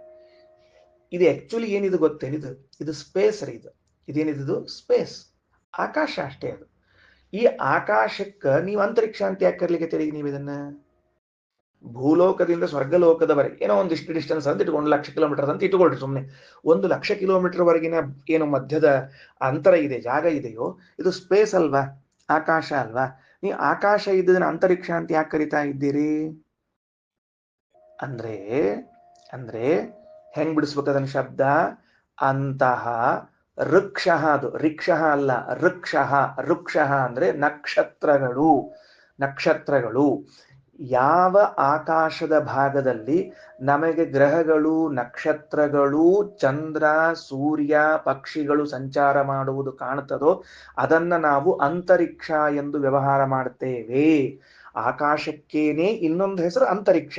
ಬಟ್ ಎಂಥ ಆಕಾಶ ಅಂತ ಕೇಳಿದ್ರೆ ಗ್ರಹ ಗೋಲಕಗಳು, ಪ್ರಾಣಿ ಪಕ್ಷಿಗಳು ಸಂಚಾರ ಮಾಡುವ ಭಾಗವನ್ನು ನಾವು ಅಂತರಿಕ್ಷ ಎಂದು ವ್ಯವಹಾರ ಮಾಡ್ತೇವೆ. ನೋಟ್ ತಗೊಳ್ರಿ, ಸರಿಯಾಗಿ ಬರೆದುಕೊಳ್ರಿ. ಈ ಶಬ್ದದಾಗ ಹೇಳಿಕತ್ತದ ಅಂತಹ ಮಧ್ಯಭಾಗದಲ್ಲಿ ಋಕ್ಷ ಅಂದ್ರೆ ನಕ್ಷತ್ರಗಳು, ಉಪಲಕ್ಷಣೆಯ ಸೂರ್ಯ, ಚಂದ್ರ, ಗ್ರಹಗಳು, ಪಕ್ಷಿಗಳು. ಇವು ಎಲ್ಲಿ ಸಂಚಾರ ಮಾಡ್ತಾವೋ ಇದನ್ನ ನಾವೇನ್ ಕರಿತೀವಿ? ಪಕ್ಷಿಗಳನ್ನು ಬಿಟ್ಬಿಟ್ಟಿರ್ಬೇಕಾದ್ರೆ ಪಕ್ಷಿಗಳು ನಮ್ಗೆ ಹತ್ತಿರದಾಗ ಸಂಚಾರ ಮಾಡ್ತಾವ, ನಕ್ಷತ್ರ ಇವೆಲ್ಲ ದೂರವ. ಅದರಿಂದ ಅವುಗಳಿರುವಂತಹ ಜಾಗವನ್ನು ಏನ್ ಕರಿಬೇಕು? ಅಂತರಿಕ್ಷ ಅಂತ ಕರಿಬೇಕು. ಈ ಸ್ಥಳದಲ್ಲಿ ಭಗವಂತನಿದ್ದದ್ದರಿಂದ ಅಂತರಿಕ್ಷ ಸತ್ ಅಂತ ದೇವರಿಗೆ ಹೆಸರು. ಅಂದ್ರೆ ಶುಂಶುಮಾರ ರೂಪಿ ಪರಮಾತ್ಮ ಅವನು ಅಂತರಿಕ್ಷ ಸತ್ ಅಂತ ಕರೆಸಿಕೊಳ್ತಾನ. ಅಂತರಿಕ್ಷ ಯಾತ್ರಿಗಳು ಬಂದಿರ್ತದೆ. ಹಂಗಂದ್ರೆ ಏನಂತ ಈಗ ಅರ್ಥ ಆಯ್ತು ಕರೆಕ್ಟ್ ಆಗಿ ನಮಗೆ. ಅಂತರಿಕ್ಷ ಯಾತ್ರಿಗಳು ಅಂದ್ರೆ ಏನು ಅಂತ ಅರ್ಥ ಆಯ್ತು. ಅಂತರಿಕ್ಷ ಸತ್ ಕೆಳಗೆ ತಗೊಳ್ರಿ. ವರಸುರ್ವಸುರಿತ್ಯುಕ್ತ ಸಯೇವಾಪ್ಯಂತರಿಕ್ಷಗಃ. ಮುಗಿಸಿದ್ದೀನ ನೋಡ್ರಿ. ಹೆಂಗ್ ಹೇಳಿಕತ್ತೀನಿ ಇವತ್ತು ಪಾಠ ಅಂದ್ರೆ ಮ್ಯಾಲೆ ಒಂದು ನಾಮ ಓದೋದು, ಕೆಳಗೆ ಭಾಷ್ಯ ಓದೋದು, ಮ್ಯಾಲ ನಾಮ ಕೆಳಗೆ ಭಾಷ್ಯ ಓದ್ಲಿಕತ್ತೀನಿ. ಪ್ರತ್ಯೇಕ ಭಾಷ್ಯ ಓದುದಿಲ್ಲ ನಾನು ಆಮೇಲೆ. ಇನ್ನ ನೋಡ್ರಿ ಗಮನಿಸ್ರಿ. ಪ್ರಶ್ನೆ ಸರಿ ಕೇಳಿದ್ದೀರಿ, ಪ್ರಶ್ನೆ ಸರಿ ಅದ. ಗಣಪತಿ ಇರುವ ಆಕಾಶ ಯಾವುದು ಅಂತ. ಭೂತಾಕಾಶದ ವ್ಯಾಪ್ತಿ ಎಲ್ಲಿವರೆಗೆ ಇದೆ ಅಂತ ಕೇಳಿದ್ರೆ ನಮ್ಮ ಇಡಿಯಾದ 14 ಲೋಕಗಳಿಂದ ಕೂಡಿದ ಬ್ರಹ್ಮಾಂಡ, ಬ್ರಹ್ಮಾಂಡದ ಹೊರಭಾಗದಲ್ಲಿದ್ದ ಪೃಥಿವ್ಯಾವರಣ, ಜಲಾವರಣ, ಅಗ್ನ್ಯಾವರಣ, ವಾಯುವಾವರಣ, ಆಕಾಶಾವರಣ ಅಂತದ. ಆ ಹೊರಗಿರುವ ಆಕಾಶಾವರಣದವರೆಗೂ ಕೂಡ ಗಣಪತಿಯೇ ಅಭಿಮಾನಿಯಾಗಿದ್ದಾರೆ. ನಾವೀಗ ಹೇಳ್ತಿರೋದು ಭೂಮಿಯ ಮೇಲೆ, ಸ್ವರ್ಗದ ಕೆಳಗೆ. ಭೂಹು ಭುವಃ ಸ್ವಹ ಮಹಃ ಜನಃ ತಪಃ ಸತ್ಯಂ ಅಂತನ್ನುವ ಮೇಲಿನ 7 ಲೋಕಗಳಲ್ಲಿ ಎಲ್ಲೋ ಒಂದು ಸಣ್ಣ ಸ್ಪೇಸ್ ಒಳಗೆ ಎಲ್ಲಿ ನಮಗೆ ನಕ್ಷತ್ರ ಮಂಡಲಗಳು ಕಾಣಿಸ್ತಾವಲ್ಲ ಅದನ್ನ ಹೇಳಿಕತ್ತೀವಿ. ಸೊ ಇದಕ್ಕೂ ಕೂಡ ಗಣಪತಿಗಳೇ ಅಭಿಮಾನಿಗಳು. ಶ್ರೀಮದಾಚಾರ್ಯರು ಬೃಹದಾರಣ್ಯಕ ಉಪನಿಷತ್ತಿನ ಭಾಷೆಯಲ್ಲಿ ಹೇಳುವಾಗ ಒಂದು ಮಾತು ಹೇಳ್ತಾರ. ಇಷ್ಟೇ ಅಂತರಿಕ್ಷ ಭಾಗಕ್ಕ ಗಣಪತಿಯ ಮಗ ಅಭಿಮಾನಿಯಾಗಿದ್ದಾರೆ ಅಂತ ಒಂದು ಮಾತನ್ನು ಹೇಳುವರಿದ್ದಾರೆ. ಗಣಪತಿಯ ಜೊತೆಗೆ ಗಣಪತಿಯ ಪುತ್ರನೂ ಕೂಡ ಏನಾಗಿದ್ದಾನ, ಇದಕ್ಕೆ ಅಭಿಮಾನಿಯಾಗಿದ್ದಾನೆ ಅಂತ ಬರೀತಾರ ಆಚಾರ್ಯ. ಅರ್ಥ ಆಯ್ತಾ ಏನಂತ ಹೇಳಿದ್ದು? ಪ್ರಶ್ನೆ ಕೇಳಿದ್ ಸರಿ ಅದ, ವಿಷಯ ತಿಳ್ಕೊಂಡ್ಬಿಡ್ರಿ ಅಷ್ಟೇ, ಮತ್ತೇನಿಲ್ಲ. ನಿಮ್ಮ ಪುಸ್ತಕದಲ್ಲಿ 466ನೇ ಪೇಜ್ ತೆಗಿರಿ, 466. ಅಲ್ಲಿ ತೆಳಗಡೆಗೆ ಊಪ ಅಂತ ಬರೆದಿದ್ದಾರೆ. ತೆಳಗಡೆಗೆ ಊಪ, ಅದರ ಮೇಲೆ ಶಬ್ದ ನಭೋಭಿಮಾನಿ ವಿಘ್ನೇಶೋ ವಿಷ್ಣೋರ್ಮಾಂಸಾಶ್ರಿತ ಸದಾ ಅಂತರಿಕ್ಷಾಭಿಮಾನಿ ಚ ತತ್ಸೂನು ಉದರೇ ಸ್ಥಿತ ಅಂತ ಶಬ್ದ ಇದೆ. ವಾಕ್ಯ ಸಿಕ್ಕಿದೆಯಾ? 466. ಅದರ ಕೆಳಗಡೆಗೆ ಉಪ ಅನ್ನೋದಕ್ಕಿಂತ ಒಂದ್ ನಂಬರ್ ಹಾಕ್ಯಾರ. ಅದರೊಳಗೆ ನಭೋಭಿಮಾನಿ ವಿಘ್ನೇಶ ಸಿಕ್ತಾ? ಆಕಾಶಕ್ಕೆ ಅಭಿಮಾನಿಗಳು ವಿಘ್ನೇಶ. ತೆಳಗಡೆಗೆ ಅಂತರಿಕ್ಷಾಭಿಮಾನಿ ಚ ತತ್ಸೂನು ಉದರೇ ಸ್ಥಿತ. ಅಂತರಿಕ್ಷಕ್ಕೆ ಅಭಿಮಾನಿ ಯಾರು? ಅವರ ಮಗ, ಗಣಪತಿಯ ಮಗ. ಸರಿ ಹೇಳಿದ್ದೀನಾ? Okay, right. ಬೃಹದಾರಣ್ಯಕ ಉಪನಿಷತ್ನಲ್ಲಿ ಉಂಟು. ಓಕೆ, ಇನ್ನು ಮುಂದೆ ಹಂಸ ಶುಚಿಷದ್ವಸುರಂತರಿಕ್ಷ ಸದ್ಧೋತ ವೇದಿಷತ್ ಅತಿಥಿರ್ದುರೋಣಸತ್ ದೃಷದ್ವರಸಧೃತ ಸದ್ವ್ಯೋಮ ಸದಬ್ಜಾ ಗೋಜಾರತಜಾ ಅದ್ರಿಜಾರತಂ ಬೃಹತ್. ಹೋತ, ಹೋತ ಅಂದ್ರೆ ಏನು ಅಂತಂದ್ರೆ ಅದಕ್ಕೆ ಆಚಾರ್ಯರಂತಾರೆ ಹೋತ ಸರ್ವೇಂದ್ರಿಯಾದಿಸ್ಥ. ಹೋತ ಅನ್ನೋ ಶಬ್ದಕ್ಕೆ ಇಂದ್ರಿಯಗಳಲ್ಲಿ ವಿಷಯಗಳನ್ನು ಹೋಮಿಸುವನು, ಅಂದ್ರೆ ಇಂದ್ರಿಯಗಳಿಗೂ ವಿಷಯಗಳಿಗೂ ಸಂಪರ್ಕವನ್ನು ಕಲ್ಪಿಸುವ ಭಗವದ್ ರೂಪಕ್ಕೆ ಹೋತ ಎಂದು ಹೆಸರು. ಓಕೆ, ನೆಕ್ಸ್ಟ್ ವೇದಿಷತ್ ಅಂತದ. ವೇದಿಷತ್ ಅಂತ ಮೂಲ ಮಂತ್ರದಲ್ಲಿ ಬಂದ್ರೆ ಆಚಾರ್ಯರು ವೇದ್ಯಾಂ ಪೂಜ್ಯಶ್ಚ ವೇದಿಷತ್, ವೇದಿಯಲ್ಲಿ ಪೂಜೆಗೆ ಒಳಗಾಗುವನನ್ನ ವೇದಿಷತ್ ಅಂತ ಕರೀತಾರೆ. ಅರೆ ವೇದಿ ಒಳಗೆ ಪೂಜೆ ಒಳಗಾಗುವನೇನ್ ವೇದಿಷತ್ ಅಂತಂದ್ರೆ ವೇದಿ ಅಂತ ಯಾವ್ದಕ್ ಕರೀತಾರ ಅಂದ್ರೆ ಯಜ್ಞಕ್ಕಾಗಿಯೂ ಹಾಗೂ ಯಜ್ಞದ ಸಾಮಾನುಗಳನ್ನು ಇಡುವುದಕ್ಕಾಗಿಯೂ ಪರಿಷ್ಕರಿಸಿದ ಭೂಮಿಯನ್ನ ವೇದಿ ಅಂತ ಕರೀತಾರೆ. ಬರ್ದಿಟ್ಕೊಳ್ರಿ, ವೇದಿ ಅಂದ್ರೆ ಏನು ಅಂತ ಗೊತ್ತಿರೋದಿಲ್ಲ ನಮಗ. ವೇದಿ ಇಸ್ ಈಕ್ವಲ್ ಟು ಯಜ್ಞ ಹಾಗೂ ಯಜ್ಞಕ್ಕಾಗಿ ಪರಿಷ್ಕಾರ ಸಾಮಾನುಗಳಿಗಾಗಿ ಸ್ವಚ್ಛಗೊಳಿಸಿದ ಭೂಮಿ, ಅದಕ್ಕೆ ವೇದಿ ಅಂತ ಕರೀತಾರೆ. ವೇದ್ಯಾಂ ಪೂಜ್ಯಶ್ಚ ವೇದಿಷತ್, ಅಲ್ಲಿದ್ದರಿಂದ ಭಗವಂತನಿಗೆ ವೇದಿಷತ್ ಅಂತ ಕರೀತಾರೆ.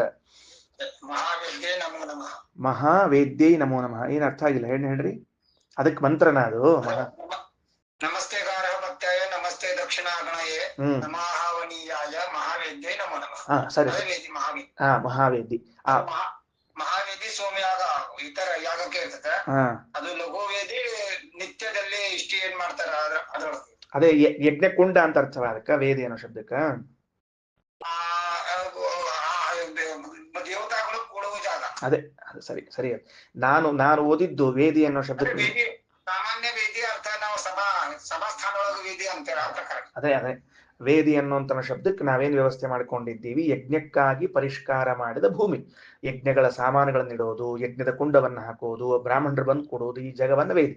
ಇಂಥಲ್ಲಿ ಪೂಜನೀಯನಾಗಿದ್ದಾನಾದ್ರಿಂದ ಭಗವಂತನಿಗೆ ವೇದಿಷತ್ ಅಂತ ಹೆಸರು. ನೆಕ್ಸ್ಟ್ ಮುಂದೆ ಅತಿಥಿಹಿ ಅಂತ ಇದೆ ದೇವರಿಗೆ ಹೆಸರು. ಅತಿಥಿಹಿ ಅಂತ ಇದೆ ದೇವರಿಗೆ ಹೆಸರು. ದೇವ್ರ ಯಾಕೆ ಅತಿಥಿ ಆಗ್ತಾನ್ರಿ ಅಂತಂದ್ರೆ ಅತ್ಯನ್ನಶ್ಚಾತಿಥಿ ಪ್ರೋಕ್ತಃ. ಅತ್ಯನ್ನಃ ಇತಿ ಅತಿಥಿ ಪ್ರೋಕ್ತಃ, ಅತಿಯಾದ ಅನ್ನವನ್ನ ಉಣ್ಣುತ್ತಾನಾದ್ದರಿಂದ ಅವನಿಗೆ ಅತಿಥಿ ಅಂತ ಕರೀತಾರೆ. ಏನ್ರಿ ಆಚಾರ, ದೇವರಿಗೆ ಅತಿ ಅನ್ನ ಅಂತ ಕರಿತೀರಿ, ಅತಿಥಿ ಅಂತ ಕರಿತೀರಿ ಅಂದ್ರೆ ಯಾಕಂದ್ರೆ ಆಚಾರ ಅಂತಾರ ಯಸ್ಮಾದನ್ನಂ ಥಮುಚ್ಚತೆ. ಅತಿ ಪ್ಲಸ್ ಥ ಈ ಶಬ್ದ ಇಟ್ಕೊಳ್ರಿ. ಏನಂತ ಅತಿ ಪ್ಲಸ್ ಥ ಹಿಂಗ ಬರ್ಕೊಳ್ರಿ.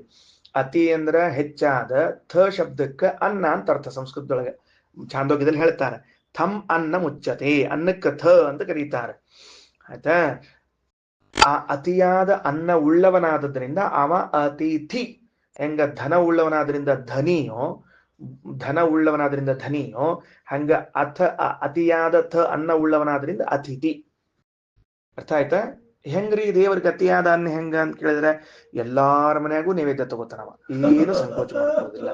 ಇಲ್ಲಪ್ಪ ಇವತ್ತು ನಾನು ಓನ್ಲಿ ಮತ್ತ ಕಪಿಲಾಚಾರನಾಗ ಅಷ್ಟ ನೈವೇದ್ಯ ತಗೋತೀನಿ, ಇನ್ಯಾರನ್ನೇ ಎಲ್ಲಾರನಾಗೂ ನೈವೇದ್ಯ ತಗೋತಾನ್ರಿ. ಅತಿಯಾದ ಅನ್ನ ಉಳ್ಳವನಾದ್ರಿಂದ ದೇವರಿಗೆ ಅತಿಥಿ ಅಂತ ಕರೆದು. ಜಗತ್ನಲ್ಲಿದ್ದ ಎಲ್ಲ ಅನ್ನವೂ ಅವನದ್ದೇ, ಅದರಿಂದ ಅವನನ್ನ ಅತಿಥಿ ಎಂದು ಕರೆಯುತ್ತಾರೆ. ಇದು ದೇವರ ವಿಷಯದಲ್ಲಿ. ಉಳಿದವರಿಗೆ ಅತಿಥಿಗಳು ಅಂದ್ರೆ ಗೆಸ್ಟ್ ಅಂತ ಅರ್ಥ ಮಾಡಿಕೊಳ್ಬೇಕಷ್ಟೇ. ಸರಿ. ಅತ್ಯನ್ಯಶ್ಚಾತಿಥಿ ಅದೇ ಅದು ನೀವು, ತಿಥಿ ಇಲ್ಲದೆ ಬರೋರು ನೀವು, ಅವ ಅತಿಯಾದ ಅನ್ನ ಉಳ್ಳವನು ಅತಿಥಿ ಅಂತ ಹಿಂಗೆ ಹೇಳ್ಯಾರ ಅಷ್ಟೆ. ನೀವು ಅಂದ್ರೆ ಜೀವರು ಅಂತ ಅರ್ಥ. ಜೀವರು ಯಾರು ಗೆಸ್ಟ್ ಬಂದಿರ್ತಾರ ಅವ್ರು. ಮುಂದ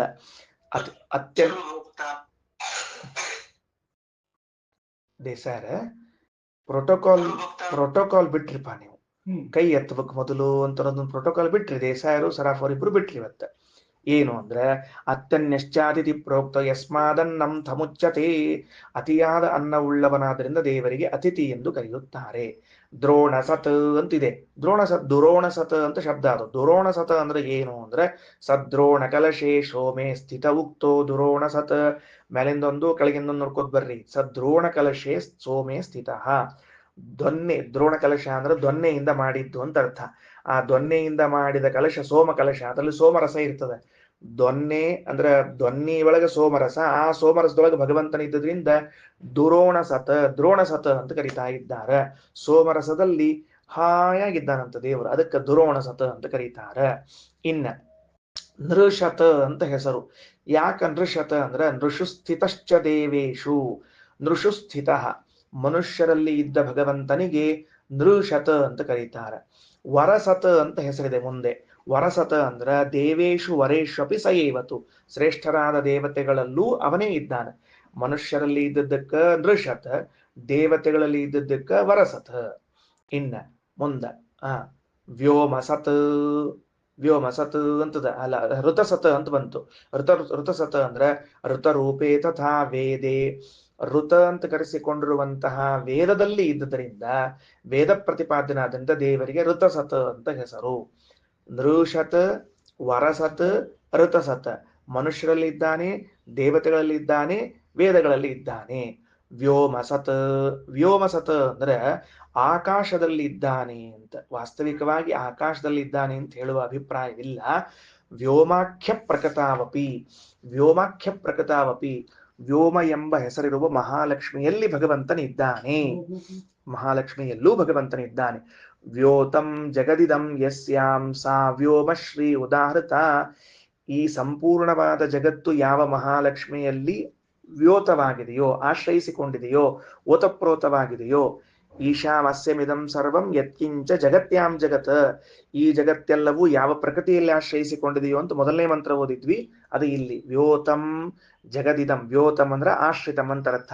ವ್ಯೋತಂ ಜಗದಿದಂ ಯಸ್ಯಾಂ, ಯಾವ ಮಹಾಲಕ್ಷ್ಮಿಯಲ್ಲಿ ಈ ಜಗತ್ತು ಆಶ್ರಯಿಸಿದೆಯೋ ಅವಳನ್ನ ವ್ಯೋಮ ಅಂತ ಕರೀತಾರೆ. ಅಂತಹ ಮಹಾಲಕ್ಷ್ಮಿಯಲ್ಲಿ ಇದ್ದರಿಂದ ಪರಮಾತ್ಮನಿಗೆ ವ್ಯೋಮಸತ ಅಂತ ಕರೀತಾ ಇದ್ದಾರೆ. Okay, next. ಗೋಜಾರ ದಜ ಅದ್ರಿಜಾರತಂ ಬೃಹತ್. ಗೋಜ ಅಂದ್ರೆ ಭೂಮಿಯಲ್ಲಿ ಹುಟ್ಟಿದ್ದು ಅಥವಾ ಆಕಳಿನಿಂದ ಹುಟ್ಟಿದ ಪದಾರ್ಥಗಳು, ಹಾಲು, ಮೊಸರು, ಬೆಣ್ಣೆ, ತುಪ್ಪ, ಅವುಗಳಲ್ಲಿ ಇರ್ತಾನೆ. ಸೊ ಗೋಜ. ರತಜ ಏಕೇನ್ ಕರ್ದಾರ ಅಂತಂದ್ರ, ಋತಜ ಅನ್ನೋ ಶಬ್ದಕ್ಕೆ ರಾಯರು ಬರ್ದಾರ ಮುಕ್ತರ, ಅದು ಮುಕ್ತರಲ್ಲಿ ಇದ್ದವರು ಅಂತ ಹಿಂಗಿನ ಅರ್ಥ ಬರ್ದಾರ.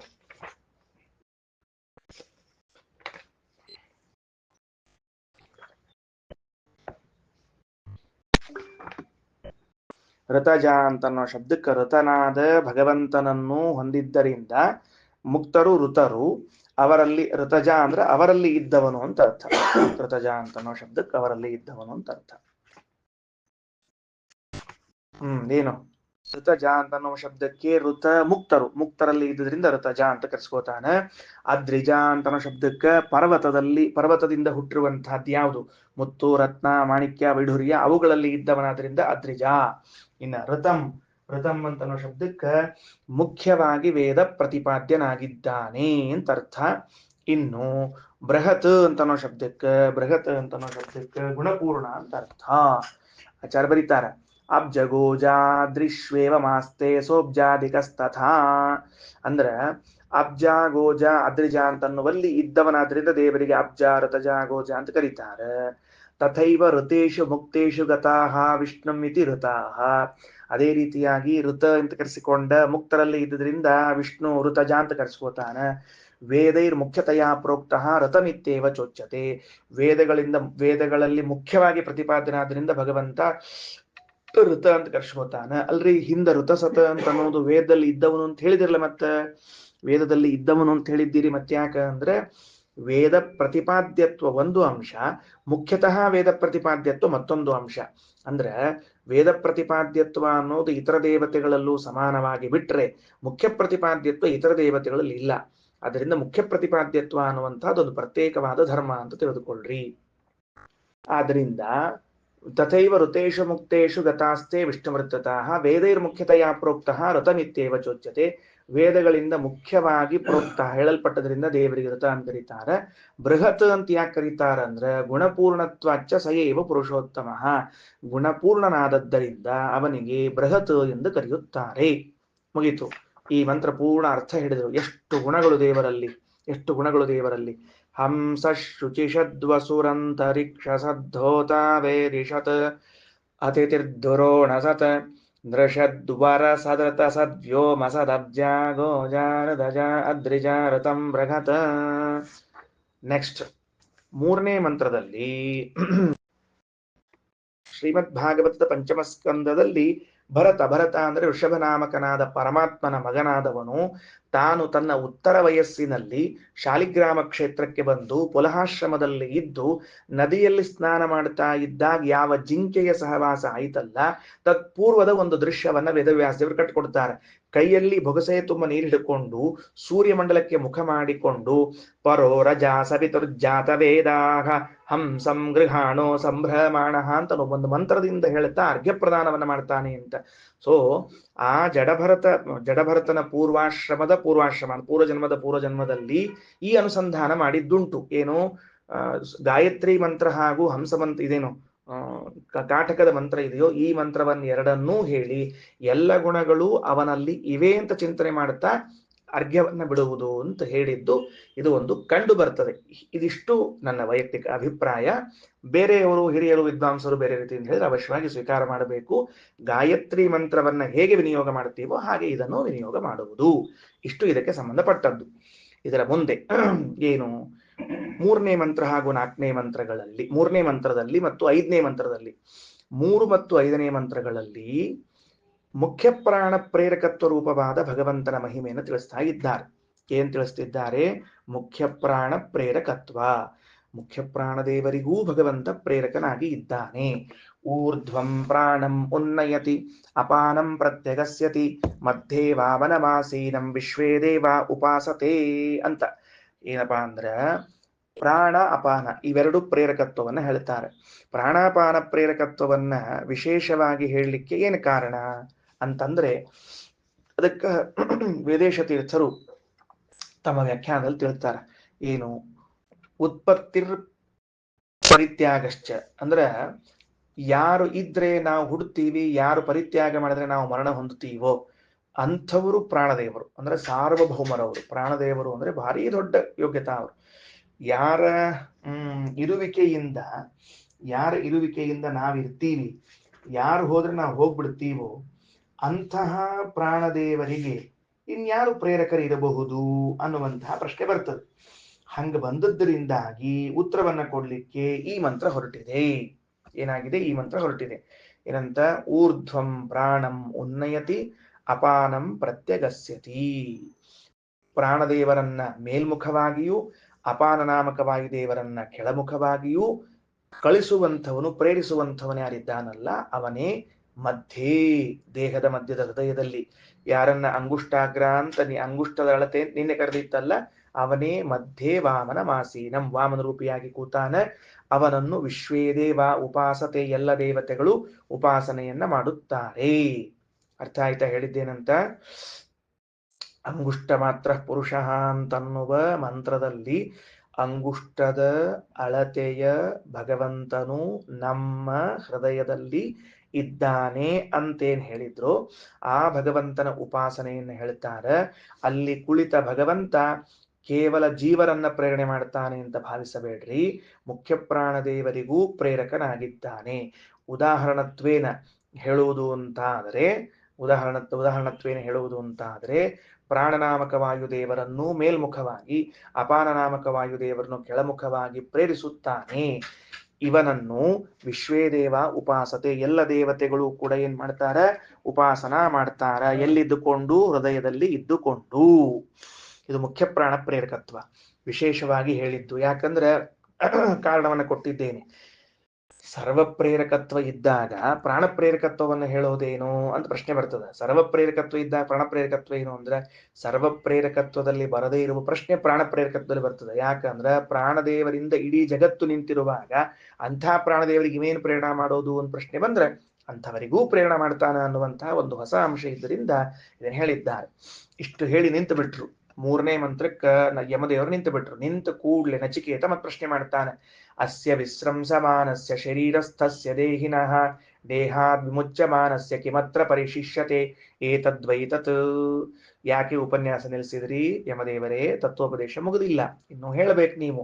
ಅಸ್ಯ ವಿಸ್ರಂಸಮಾನಸ್ಯ ಶರೀರಸ್ಥಸ್ಯ ದೇಹಿನಃ, ಈ ಶರೀರದಲ್ಲಿರುವಂತಹ ದೇಹ ಜೀವಿ, ಈ ಶರೀರದಲ್ಲಿರುವಂತಹ ಜೀವಿ ಈ ಶರೀರವನ್ನು ತ್ಯಾಗ ಮಾಡಿದಾಗ, ದೇಹಾದ್ವಿಮುಚ್ಚ ಮಾನಸ್ಯ ಲಿಂಗ ಶರೀರವನ್ನು ತ್ಯಾಗ ಮಾಡಿದಾಗ, ಕಿಮತ್ರ ಪರಿಶಿಷ್ಯತೆ ಯಾವ ಭಗವದ್ ರೂಪ ಇರ್ತದಲ್ಲ, ಏತದ್ವೈತತ ಹಿಂದೆ ಹೇಳಿದ ಈ ಎಲ್ಲ ಗುಣಗಳಿಂದ ಕೂಡಿದವನ ತಾನೆ, ಅಂದ್ರೆ ಮತ್ತೆ ಮುಕ್ತ ನಿಯಾಮಕನ ಬಗ್ಗೆ ಹೇಳ್ರಿ ಅಂತ ಪ್ರಶ್ನೆ ಪ್ರಾರಂಭವಾಯಿತು. ನಾವು ಅಸ್ಯ ದೇಹಿನಃ ಶರೀರಸ್ಥಸ್ಯ ವಿಶ್ರಂಶಮಾನಸ್ಯ ದೇಹಿನಃ, ಈ ಸ್ಥೂಲ ದೇಹವನ್ನು ಕಳೆದುಕೊಂಡಿರುವಂತಹ ಜೀವಿಯು, ದೇಹ ವಿಮುಚ್ಯಮಾನಸ್ಯ ಲಿಂಗದೇಹವನ್ನೂ ಕಳೆದುಕೊಂಡಿರುವಂತಹ ಜೀವಿಯು ಮುಂದೆ ಹೋದಾಗ ಕಿಮತ್ರ ಪರಿಶಿಷ್ಯತೆ ಯಾವ ಭಗವದ್ರೂಪ ನಿಯಾಮಕವಾಗಿರ್ತದಲ್ಲ, ಏತದ್ವೈತತ ಹಿಂದೆ ಹೇಳಿದ ಗುಣಗಳಿಂದ ಕೂಡಿದವಂತಾನೆ, ಸರಿ ಮತ್ತೆ ಮುಂದೆ ಹೇಳ್ರಿ ಅಂತ ಕೇಳಿದಾಗ 5ನೇ ಮಂತ್ರದಲ್ಲಿ ಯಮ ಉವಾಚ, ಯಮದೇವರು ಉತ್ತರ ಕೊಡ್ತಾರೆ. ನ ಪ್ರಾಣೇನ ನಾಪಾನೇನ ಮರ್ತ್ಯೋ ಜೀವತಿ ಕಶ್ಚನ. ನಾವು ತಿಳ್ಕೊಂಡಿದ್ದೇವೆ ಪ್ರಾಣಾಪಾನಗಳಿಂದ ಬದುಕ್ತೇವೆ ಅಂತ ತಿಳಿದುಕೊಂಡು, ಅಲ್ಲ, ನಾವು ಪ್ರಾಣಾಪಾನಗಳಿಂದ ಬದುಕೋದಲ್ಲ. ಇತರೇಣತು ಜೀವಂತಿ ಯಸ್ಮಿನ್ನೇತವು ಉಪಾಶ್ರಿತವು. ಈ ಪ್ರಾಣಾಪಾನಗಳು ಯಾವ ಭಗವಂತನನ್ನ ಆಶ್ರಯಿಸಿಕೊಂಡಿವೆಯೋ ಆ ಭಗವಂತನಿಂದ ನಾವು ಬದುಕ್ತಾ ಇದ್ದೀವಿ ಹೊರತಾಗಿ ಈ ಪ್ರಾಣಾಪಾನಗಳಿಂದ ಅಲ್ಲ. ನ ಪ್ರಾಣೇನ ನಾಪಾನೇನ ಮರ್ತ್ಯೋ ಜೀವತಿ ಕಶ್ಚನ ಇತರೇಣತು ಜೀವಂತಿ ಯಸ್ಮಿನ್ನೇತವು ಉಪಾಶ್ರಿತವು. ಶಬ್ದಾರ್ಥ, ಪ್ರಾಣೇನ ನ ಜೀವತಿ, ಅಪಾನೇನ ನ ಜೀವತಿ, ಕಶ್ಚನ ಮರ್ತ್ಯ ಯಾವ ಜೀವಿಯೂ ಅಲ್ಲ. ಮತ್ತ ಇತರೇಣತು ಪ್ರಾಣಾಪಾನಗಳಿಂದ ಇತರನಾದ ಪೂರ್ವ ಶ್ಲೋಕದಲ್ಲಿ ಹೇಳಲಾದ ವಾಮನ ನಾಮಕನಾದ ಪರಮಾತ್ಮನಿಂದ ಜೀವಂತಿ, ಯಾಕ ಯಸ್ಮಿನ್ನೇತವು ಉಪಾಶ್ರಿತವು ಯಾರಲ್ಲಿ ಇವರಿಬ್ಬರು ಆಶ್ರಯಿಸಿಕೊಂಡಿದ್ದಾರೋ. ಪ್ರಾಣಾಪಾನಗಳಿಗೆ ಪ್ರೇರಕನಾಗಿ ಪ್ರಾಣಾಪಾನಗಳಿಗೆ ಆಶ್ರಯನಾಗಿರುವಂತಹ ಭಗವಂತನಿಂದ ನಾವು ಬದುಕಿದ್ದದ್ದು ಅಂತ ತಿಳಿಬೇಕು. ಕೆಳಗಡೆಗೆ ತಾತ್ಪರ್ಯ, ನ ಕೇವಲಂ ಪ್ರಾಣಯೇವ ಚೇತನಾನಾಂ ವಿಧಾರಕಃ. ಪ್ರಾಣದೇವರು ಮಾತ್ರ ನಮ್ಮನ್ನ ಧರಿಸಿದವರು, ನಮಗೆ ಆಶ್ರಯ ಕೊಟ್ಟವರು ಅಂತ ತಿಳಿಬೇಡ್ರಿ. ಕಿಂತು ವಿಷ್ಣುಂ ಸಮಾಶ್ರಿತ್ಯ ಪ್ರಾಣೋ ಜೀವಾನ್ ವಿವರ್ತ್ಯಯಂ. ಆ ಪ್ರಾಣದೇವರು ಭಗವಂತನನ್ನ ಆಶ್ರಯಿಸಿಕೊಂಡೇ ಈ ಕೆಲಸ ಮಾಡ್ತಾರ, ಸ್ವತಂತ್ರವಾಗಿ ಅವರ ಆ ಕೆಲಸ ಮಾಡೋದಿಲ್ಲ. ನ ಕೇವಲಂ ಪ್ರಾಣಯೇವ ಅಂದ್ರೆ ಪ್ರಾಣದೇವರು ಸ್ವತಂತ್ರವಾಗಿ ಚೇತನರನ್ನ ಧಾರಣೆ ಮಾಡುವುದಿಲ್ಲ. ಕಿಂತು ವಿಷ್ಣುಂ ಸಮಾಶ್ರಿತ್ಯ ಭಗವಂತನನ್ನ ಆಶ್ರಯಿಸಿಕೊಂಡು ಅಸ್ವತಂತ್ರವಾಗಿಯೇ ಪ್ರಾಣ ಮುಖ್ಯ ಪ್ರಾಣದೇವರು ಜೀವಾನ್ ಬಿಭರ್ತಿ ನಮ್ಮನ್ನ ಧಾರಣೆ ಪೋಷಣೆ ಮಾಡ್ತಾರ. ಅಥೋ ಮುಖ್ಯಾಶ್ರಯೋ ವಿಷ್ಣು ಚೇತನಾನಾಂ ಸ್ವತಂತ್ರತಃ. ಆದ್ದರಿಂದ ಮುಖ್ಯ ಆಶ್ರಯನಾದವನು ಯಾರು? ಭಗವಂತ ಚೇತನರಿಗೆ ಸ್ವತಂತ್ರವಾಗಿ ಮುಖ್ಯವಾಗಿ ಆಶ್ರಯನಾಗಿದ್ದಾನೆ ಅನ್ನುವುದು ಈ 5ನೇ ಮಂತ್ರದ ಅರ್ಥ. ಉಪನಿಷತ್ತು ಹಂತತ ಇದಂ ಪ್ರವಕ್ಷ್ಯಾಮಿ ಗುಹ್ಯಂ ಬ್ರಹ್ಮ ಸನಾತನಂ ಯಥಾ ಮರಣಂ ಪ್ರಾಪ್ಯ ಆತ್ಮಾ ಭವತಿ ಗೌತಮ. ಹೇ ಗೌತಮ, ಹಂತತ ಇದಂ ಗುಹ್ಯಂ ಬ್ರಹ್ಮ ಸನಾತನಂ ಪ್ರವಕ್ಷ್ಯಾಮಿ. ಅತ್ಯಂತ ರಹಸ್ಯವಾದ ಭಗವಂತನ ಬಗ್ಗೆ ನಾನು ನಿತ್ಯರಿಗೆ ತಿಳುವಳಿಕೆಯನ್ನು ಹೇಳ್ತೀನಿ. ಈ ಮಂತ್ರವನ್ನ ಹಿಂದಿನ ಪ್ರಕರಣದಲ್ಲಿ ನಾವು ಎಳೆದುಕೊಂಡು ಅರ್ಥ ಮಾಡಿದ್ದೆವು, ಹಿಂದೆ ಬಂದಿತ್ತು, ಇನ್ನೊಂದ್ಸರ್ತಿ ಹೇಳ್ತಿದ್ದೀನಿ. ಹಂತ ಆಶ್ಚರ್ಯತೆ ನಿನಗೆ, ಇದಂ ಪ್ರವಕ್ಷ್ಯಾಮಿ ಗುಹ್ಯಂ ಬ್ರಹ್ಮ, ಈ ಗುಹ್ಯನಾದ ಭಗವಂತನ ಬಗ್ಗೆ ಹೇಳ್ತೀನಿ. ಎಂಥವನು? ಸನಾತನಂ. ಏನದು? ಯಥಾ ಮರಣಂ ಪ್ರಾಪ್ಯ ಆತ್ಮ ಭವತಿ ಗೌತಮ. ನಾವು ಮರಣ ಹೊಂದಿದ ಮೇಲೂ ಆ ಭಗವಂತ ನಮಗೆ ಆತ್ಮನಾಗಿ ಸ್ವಾಮಿಯಾಗೇ ಇರ್ತಾನ. ಅವನೇನಾಗ್ತಾನ? ಆತ್ಮನಾಗಿ ಸ್ವಾಮಿಯಾಗಿ ಇರ್ತಾನ. ಸರಿ ಆಯ್ತಾ? ಅಂದ ಮೇಲೆ ಮುಕ್ತ ನಿಯಾಮಕನ ಬಗ್ಗೆ ಹೇಳ್ತೀನಿ. ಯೋನಿ ಮನ್ನೇ ಪ್ರಪದ್ಯಂತೆ ಶರೀರತ್ವಾಯ ದೇಹಿನಃ ಸ್ಥಾಣು ಮನ್ನೇನು ಸಂಯಂತಿ ಯಥಾ ಕರ್ಮ ಯಥಾಶ್ರುತಂ. ನೋಡು, ಈ ಜೀವ ಇದೆಯಲ್ಲ, ಈ ಜೀವ ತಾನು ಮಾಡಿದ ಕರ್ಮಕ್ಕನುಗುಣವಾಗಿ, ತಾನು ಪಡೆದುಕೊಂಡ ಜ್ಞಾನಕ್ಕನುಗುಣವಾಗಿ ಬೇರೆ ಬೇರೆ ಶರೀರಗಳನ್ನ ಪಡಿಲಿಕ್ಕೆ ಹೋಗ್ತಾನೆ. ಅನ್ನೇ ಯೋನಿಂ ಪ್ರಪದ್ಯಂತೆ. ಕೆಲವರು ಬೇರೆ ಬೇರೆ ಶರೀರಗಳನ್ನು ಪ್ರವೇಶ ಮಾಡ್ತಾರೆ. ಯಾಕ? ಆ ಶರೀರ ಬರ್ಲಿ ಅಂತ. ಅಲ್ರಿ, ಅವನಿಗೆ ಅದ್ಯಾಕೆ ಶರೀರ ಬಂತು? ಸ್ಥಾಣು ಮನ್ನೇನು ಸಂಯಂತಿ ಯಥಾ ಕರ್ಮ ಯಥಾಶ್ರುತಂ. ಯಾವ ಕರ್ಮವೋ ಯಾವ ಜ್ಞಾನವೋ ಅದಕ್ಕನುಗುಣವಾದ ಶರೀರ ಉಂಟು. ಯಾವ ಕರ್ಮ ಯಾವ ಜ್ಞಾನ ಅದಕ್ಕನುಗುಣವಾದ ಶರೀರ ಬರ್ತದೆ. ಭಗವಂತನಿಗೆ ಕರ್ಮವಿಲ್ಲ, ಭಗವಂತನಿಗೆ ಶರೀರವಿಲ್ಲ. ಅಂದ್ರೆ ಕರ್ಮದ ಮೂಲಕ ಜ್ಞಾನದ ಮೂಲಕ ಸಂಪಾದನೆ ಮಾಡಬೇಕಾದ ಶರೀರವು ಅವನಿಗೆ ಇಲ್ಲ ಎಂದು ತಿಳಿಯತಕ್ಕದ್ದು. ವಿಷಯ ತಿಳಿತಾ? ಅರ್ಥ ಆಯ್ತಾ ಏನಂತ ಹೇಳಿ? ಸರಾಫ್ ಅವರು ಅರ್ಥ ಆಗ್ಯದ? ಪ್ರಭಾಕರ್ ಅರ್ಥ ಆಗ್ಯದ?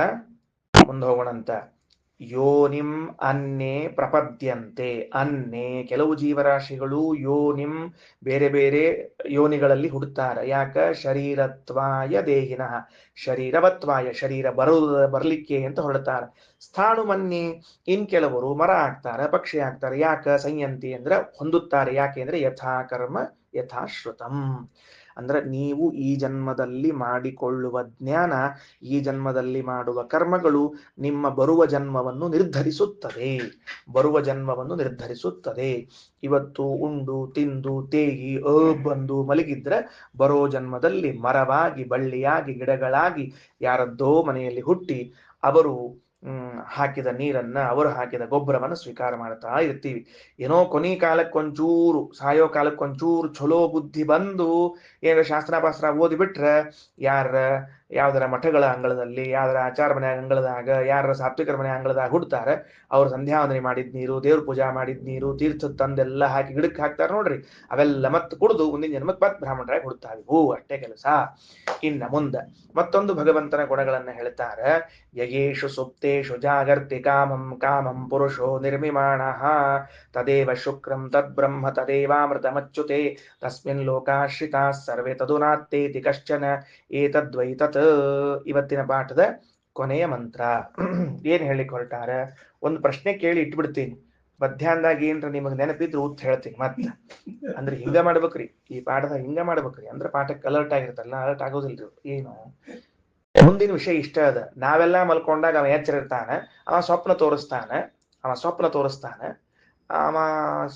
ತೋರಿಸ್ತಾನೆ, ನಾವು ನೋಡ್ತೀವಿ. ಹಿಂಗಾಗಿ ಅವ ಬ್ಯಾರೆ ನಾವು ಬ್ಯಾರೆ, ಏನೇನೋ ನೋಡ್ತೀವಿ. ಯಾವಾಗೂ ಅನ್ಕೊಂಡದ್ದು ಯಾವಾಗೂ ತೋರಿಸ್ತಾನೆ. ಯಾವತ್ತೋ ಅನ್ಕೊಂಡಿದ್ವಿ ಇದಕ್ಕ ಬದ್ರಿಗೆ ಹೋಗ್ಬೇಕು ಅಂತ, ಒಂದು 4-8 ವರ್ಷದ ನಮ್ಗೆ ಕನಸು ಬೀಳ್ತದ ಬದ್ರಿಗೆ ಹೋದಂಗ. ಇವತ್ತು ಯಾಕೆ ಬಿತ್ತೋ ಕನಸು? ನಾ ಏನು ಅನ್ಕೊಂಡ್ಲೇ ಬಿಟ್ಟಿಲ್ಲ. ಅಂದ್ರೆ ಯಾವುದೋ 4-8 ವರ್ಷದಿಂದ ಅನ್ಕೊಂಡಿದ್ದೀನಿ. ಅದನ್ನೆಲ್ಲ ಇಟ್ಕೊಂಡಿರ್ತಾನೆ ಪಾಪ, ದಾಖಲೆ ಮಾಡ್ಕೊಂಡು ಇಟ್ಕೊಂಡಿರ್ತಾನೆ, ನಮಗ್ ಕನಸು ಬೀಳಿಸ್ತಾನವ. ಯಹ ಯೇಷು ಸುಪ್ತೇಶು ಜಾಗರ್ತಿ, ಯಾವ ಪರಮಾತ್ಮ ಈ ಜೀವರಾಶಿಗಳೆಲ್ಲ ಮಲಗಿದಾಗ ಜಾಗರ್ತಿ ಎಚ್ಚರಿರ್ತಾನೋ, ಕಾಮಂ ಕಾಮಂ ಪುರುಷಃ ನಿರ್ವಿಮಾಣ, ಇವನ ಮನೋರಥಗಳನ್ನು, ಇವನ ಇಚ್ಛೆಗಳನ್ನ ಪೂರ್ಣ ಮಾಡುವಂತೆ ಸೃಷ್ಟಿಯನ್ನ ಮಾಡ್ತಾನೆ ಅಂತ ನಂತರದ ಅರ್ಥ ಇದೆ. ಒಂದು ಪ್ರಶ್ನೆ ಏನು ಅಂದ್ರೆ, ನಿದ್ರೆಯನ್ನ ಮಾಡ್ತೀವಿ ನಾವೆಲ್ಲ, ನಿದ್ರೆಯನ್ನ ಮಾಡ್ತೀವಿ ಅಲ್ವಾ? ಯಾತಕ್ಕಾಗಿ ನಿದ್ರೆಯನ್ನ ಮಾಡ್ತೀವಿ ಅಂತ ಪ್ರಶ್ನೆ. ಏನು ಯಾತಕ್ಕಾಗಿ ನಿದ್ರೆಯನ್ನ ಮಾಡ್ತೀವಿ? ಏನ್ ಮಾಡ್ತೀವಿ? ಯಾತಕ್ಕಾಗಿ ನಿದ್ರೆಯನ್ನ ಮಾಡ್ತೀವಿ? ನಿದ್ರೆ ಮಾಡ್ತೀವಿ ಅಂತ ಗೊತ್ತದ, ಅದನ್ನೇನು ಮತ್ತೆ 3 ಸಲ ಹೇಳೋ ಅವಶ್ಯಕತೆ ಇಲ್ಲ, ಒಂದೇ ಸರ್ತಿ ಸಾಕು. ಯಾಕೆ ಮಾಡ್ತೀವಿ ಅಂದ್ರೆ ವಿಶ್ರಾಂತಿಗಾಗಿ ಮಾಡ್ತೇವೆ, ಹೌದೋ ಇಲ್ಲೋ? ಸ್ವಾಪಂ ಪ್ರಾಪಯತಿ ಶ್ರಮಾಪಹೃತಯೇ. ಟೀಕಾಕೃತ್ಪಾದರು ನಾವು ಶ್ರಮ ಪರಿಹಾರಕ್ಕಾಗಿ ವಿಶ್ರಾಂತಿಯನ್ನು ತೆಗೆದುಕೊಳ್ತೇವೆ ಅಂತ ಇದೆ. ವಿಶ್ರಾಂತಿ ಪರಿಹಾರಕ್ಕೆ ನಿದ್ದೆಯೇ ಯಾಕೆ ಬೇಕು ಅಂತ ನನ್ನ ಪ್ರಶ್ನೆ ಇದೆ. ವಿಶ್ರಾಂತಿಗಾಗಿ, ಶ್ರಮ ಪರಿಹಾರಕ್ಕಾಗಿ ನಿದ್ದೆಯೇ ಯಾಕೆ ಬೇಕು? ಬೇರೆ ಇನ್ನೇನೋ ಇನ್ಯಾವುದರಿಂದಲೋ ಶ್ರಮ ಪರಿಹಾರ ಮಾಡಿಕೊಳ್ಳಿಕ್ ಬರ್ತದೆ. ಶ್ರಮ ಪರಿಹಾರಕ್ಕೆ ಇದೊಂದೇ ಅಂತೇನಿಲ್ಲ, ಆದರೆ 99.99 ಎಲ್ಲರೂ ಏನ್ ಮಾಡ್ತಾರೆ, 100% ಸುಮ್ಮನೆ ಒಂಚೂರು ನಿಮಗೆ ಇರ್ಲಿ ಅಂತ ಹೇಳಿದ್ದೀನಿ ಅಷ್ಟೇ. 100% ಏನು ಅಂದ್ರೆ ಎಲ್ಲರೂ ವಿಶ್ರಾಂತಿಗಾಗಿ ನಿದ್ರೆಯನ್ನೇ ಆಶ್ರಯಿಸ್ತಾರೆ. ಯಾಕೆ? ಈಗ ಒಂದು ಉದಾಹರಣೆ ಹೇಳಿರ್ತೀನಿ. ಚಂದ ಮೈಗೆ ಎಣ್ಣೆ ಹಚ್ಕೊಂಡು ಬಿಸಿ ಬಿಸಿ ಬಿಸಿ ನೀರು ಹಾಕೊಂಡ್ಬಿಡು, ಎಲ್ಲ ಶ್ರಮ ಪರಿಹಾರ ಆಗ್ಬಿಡ್ತದ ಅಂತ ಹೇಳ್ತಾರೋ ಇಲ್ಲೋ? ಆ ಶ್ರಮ ಪರಿಹಾರ ಆಗ್ತದೆ, ಹಾಗೆ ಆಗ್ತದೆ, ಯಾಕೆ ಆಗೋದಿಲ್ಲ? ಇಲ್ಲ ಮತ್ತೆ ಹಿಂಗಾಗ್ಯದ, ಒಂದ್ ಸ್ವಲ್ಪ 4 ದಿವಸ ಹವಾಪಾನಿ ಚೇಂಜ್ ಮಾಡು, ಎಲ್ಲ ಶ್ರಮ ಪರಿಹಾರ ಆಗ್ತದೆ. ಹವಾಪಾನಿಯಿಂದ ಶ್ರಮ ಪರಿಹಾರ ಆಗ್ತದೆ, ಸ್ನಾನ ಮಾಡಿದ ಪರಿಹಾರ ಆಗ್ತದೆ. ಎಲ್ಲಕ್ಕಿಂತಲೂ ಶ್ರಮ ಪರಿಹಾರಕ್ಕಾಗಿ 100% ಜನ ಒಪ್ಪಿಕೊಂಡದ್ದು ಯಾವುದನ್ನ ಅಂದ್ರೆ ವಿಶ್ರಾಂತಿಯನ್ನ, ನಿದ್ರೆಯನ್ನ. ಯಾಕೆ ಅಂತ ಪ್ರಶ್ನೆ. ಆ ನಿದ್ರೆಯನ್ನೇ ನಾವೆಲ್ಲ ಒಪ್ಪಿಕೊಳ್ಳಿಕ್ಕೆ ಏನ್ ಕಾರಣ ಅದ ಅನ್ನೋ ಚಿಂತನೆಯನ್ನ ಮಧ್ಯಾಹ್ನ ಮಾಡೋಣ. ಶ್ರೀಕೃಷ್ಣಾರ್ಪಣಮಸ್ತು.